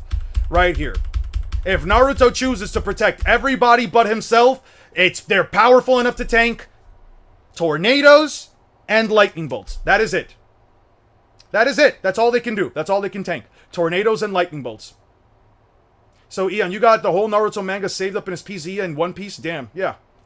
What do you want from me, man? What do you want from me? If you call me biased, you guys can call me whatever you want. You guys can call me a biased, a glazer. I don't give a shit. Their opinions mean nothing to me because I can just point at the panel, tell you what is happening, and you can't sit here and make any claims other than these are lightning bolts and tornadoes. For all it's once, the stamina for One Piece characters are a detriment in the fight. No, it's not. No, it's not. No, it's not. Akainu and Kiji fighting for 10 days straight. Roger and Whitebeard fighting for 3 days and 3 nights straight alongside their whole crews. Fucking Big Mom and Kaido fighting for an entire night and walking away without a scratch. What the fuck are you talking about? What the fuck? You realize that this entire war arc, you realize, Blanketed, that the entire war arc lasted for 3 days, and Naruto entered the war on the dawn of the second fuck-ass day. He entered the war on the dawn of the second day, and everything that happens after Naruto joins ends in the next 24 hours. Technically 23 hours because the sun still didn't come up. I can unironically argue that Naruto runs out of chakra halfway through the war arc and needs Kurama, who also runs out of chakra midway through the war arc and needed the Sage of Six Paths and multiple breaks to get their stamina back. And I can argue One Piece characters just straight up have way more stamina than that. I mean, they're an attack from the Ten Tails with a name. They should scale about individual tail beasts who are at least mountain level, so they aren't just fighting normal lightning and tornadoes. Prove that it's stronger than a tailed beast bomb. The tailed beasts are only, the individual tailed beasts are only mountain level because of the tailed beast bomb. You would have to prove to me that each individual tornado and lightning bolt is more powerful than a tailed beast bomb, and I have no reason to believe it because you have no way of backing it up. There's no evidence that backs that up. I don't have a single objective reason to engage with that. Yeah, that doesn't even remotely matter. It just headcanon at that point. You can choose to believe it. I don't have to. Look, right here. Second day of the Shinobi War starts right here. It doesn't dawn. Dawn doesn't happen at any point else during the war arc. And by the time Naruto is done, by the time his dad says goodbye to him, happy birthday Naruto, the sun is coming up. Kaguya was defeated before the sun came up, and Naruto entered the war before the sun went down, and these motherfuckers ran out of chakra multiple times during the same 24-hour period. Yes, I get the war lasted 3 days, I'm not denying that, but the context being Naruto's tailed beast training arguably took out some of him. So he went into war like that? He's looking completely fine to me, bruh. You have a statement that says that Naruto went into the war with less chakra? Or tired? Or exhausted? Because he looks completely fine right here.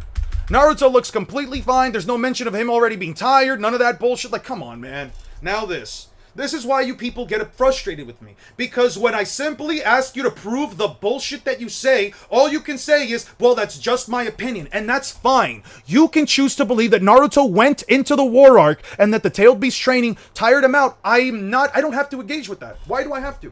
Can someone please assist me here? I'm running out of this energy. This guy, bro, I just need someone to help me here. Oh, so now you need help, huh? You were coming in here with all that bravado, all that energy trying to prove me wrong, and now you need somebody to help you out? Nah, man, I've been doing this, bro. You don't understand something, Blanketed, and this is what makes me built different compared to all of you. I can argue. I've had streams where I've argued with people for 6 to 8 hours straight, back and forth throughout all stream, man. I've had streams consistently that range anywhere between 6 to 8 hours, and I'm constantly doing it, bro. Come on now. Do you think C's Genjutsu is lightning or light? It's a lightning jutsu. It's a lightning style jutsu that is called lightning. I have no reason to engage with it being light speed. I don't know, I was just wondering, man. I could just go to the panels where the Ten Tails disaster happens and see the relevant characters is shitting his pants. Sure, right here. Sure, right here. Here's the Ten Tails creating the cataclysm. Here's the Ten Tails. Crackle, now it begins, the real fun. This time I shall wipe out the Ten Tails. Looks like this is your chance. I'm going away. Bad news, Naruto. They're planning a cataclysm. What's that? It's because you cut the link between the Ten Tails and me. It can't be controlled. I suppose it's time to become a Jinchuriki. Yeah. Cool. Cataclysm. Happens. Naruto protected us. That should have cleaned most of them out. Yeah, that was it. Cool.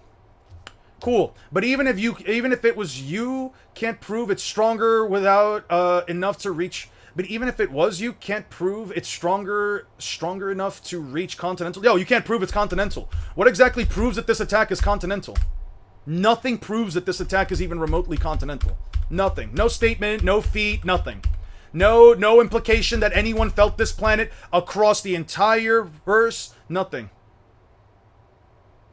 Nothing. Nothing here. No one felt this. No one across the planet felt this. No one thought to themselves, oh man, there's really no way to debunk the planetary given the narrative. Yes, you got 100% debunk the planetary Ten Tails. You can't argue it can blow up the planet. Wouldn't it make sense if it was weaker? What, then planetary? Yeah, you can 100% argue it. Why does chakra... You're acting like chakra quantity automatically equals raw out attack potency. As if every single attack or ability one uses instantly scales to their max chakra output. That's not how that works. You could argue that the Ten Tails could one-shot the planet if it put all of its chakra, all of its small planet quantities of chakra into a singular attack, but you cannot argue that a single-tailed beast bomb, that a single lightning blast, that a single arm attack, wood-piercing shot, scream, Any one of its attacks is actually planetary. You can't argue it. The narrative makes perfect sense if the Ten Tails doesn't have planetary attack potency. As a matter of fact, you can't prove to me how fucking the Ten Tails is capable of wiping out the planet without turning into a giant tree that sucks out all of its chakra. Prove to me that the Ten Tails can wipe out the entire planet in one shot without absorbing all of the chakra. Come on now. I don't know what he's talking about, but they got it to continental because of the amount of tornadoes, earthquakes, and tsunamis. How does this get it into continental? Where is it stated that this is continental? How does this get it to continental? It didn't even destroy one of the smallest countries in the entire planet. Why would this get it to continental? This is literally the second smallest this is the second smallest country in the entire planet. Or at least in the continent, and it couldn't even fully destroy it. How is it continental? Would you just ignore the moon being hollow? What seems more impressive to you, the continent or the hollow moon? Don't mind that it's hollow. It's still a moon regardless. Yeah, no, it's a hollow moon. If it's a hollow moon, that's like saying I blew up a hollow mountain. What do you mean it was a hollow mountain? I mean, it's only the outer shell. Oh yeah, at that point, it's not a mountain level feat. You just destroyed a crust. He sliced through a crust. That's what he did. Cool. He sliced through the crust of a moon that would be much smaller than the crust of the planet Earth. Fantastic. I don't give a shit. Cool. Luffy speed blitzes, punches him in the heart or brain once and kills him. Easy as that. I got you, broski. Tired of this console bias? Luffy smoking Naruto, but console not messing with PC. Why would the Ten Tails blow up the planet in the first place? I'm asking. What's its planetary feats? Having small planetary levels of chakra does not mean it has planetary feats. Give me planetary attack potency, destructive capacity. Give me something. Doesn't matter if you have enough force to tank if you can't output enough at that time. What are you talking about? Do you need to be able to withstand the output of a tailed beast bomb in order to shoot one? Not necessarily. I wouldn't need all of its chakra, how Biju bombs function within the narrative. Yes, actually, it would need all of its chakra because a Biju bomb doesn't blow past the mountain.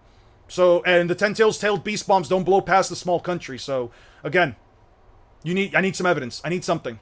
I'm not going to call the Ten Tails planetary unless I actively get a statement that says it can blow up the planet or it could destroy the entire planet. I need something. Via anything that isn't turning into a giant tree and sucking out all of the life force from the planet.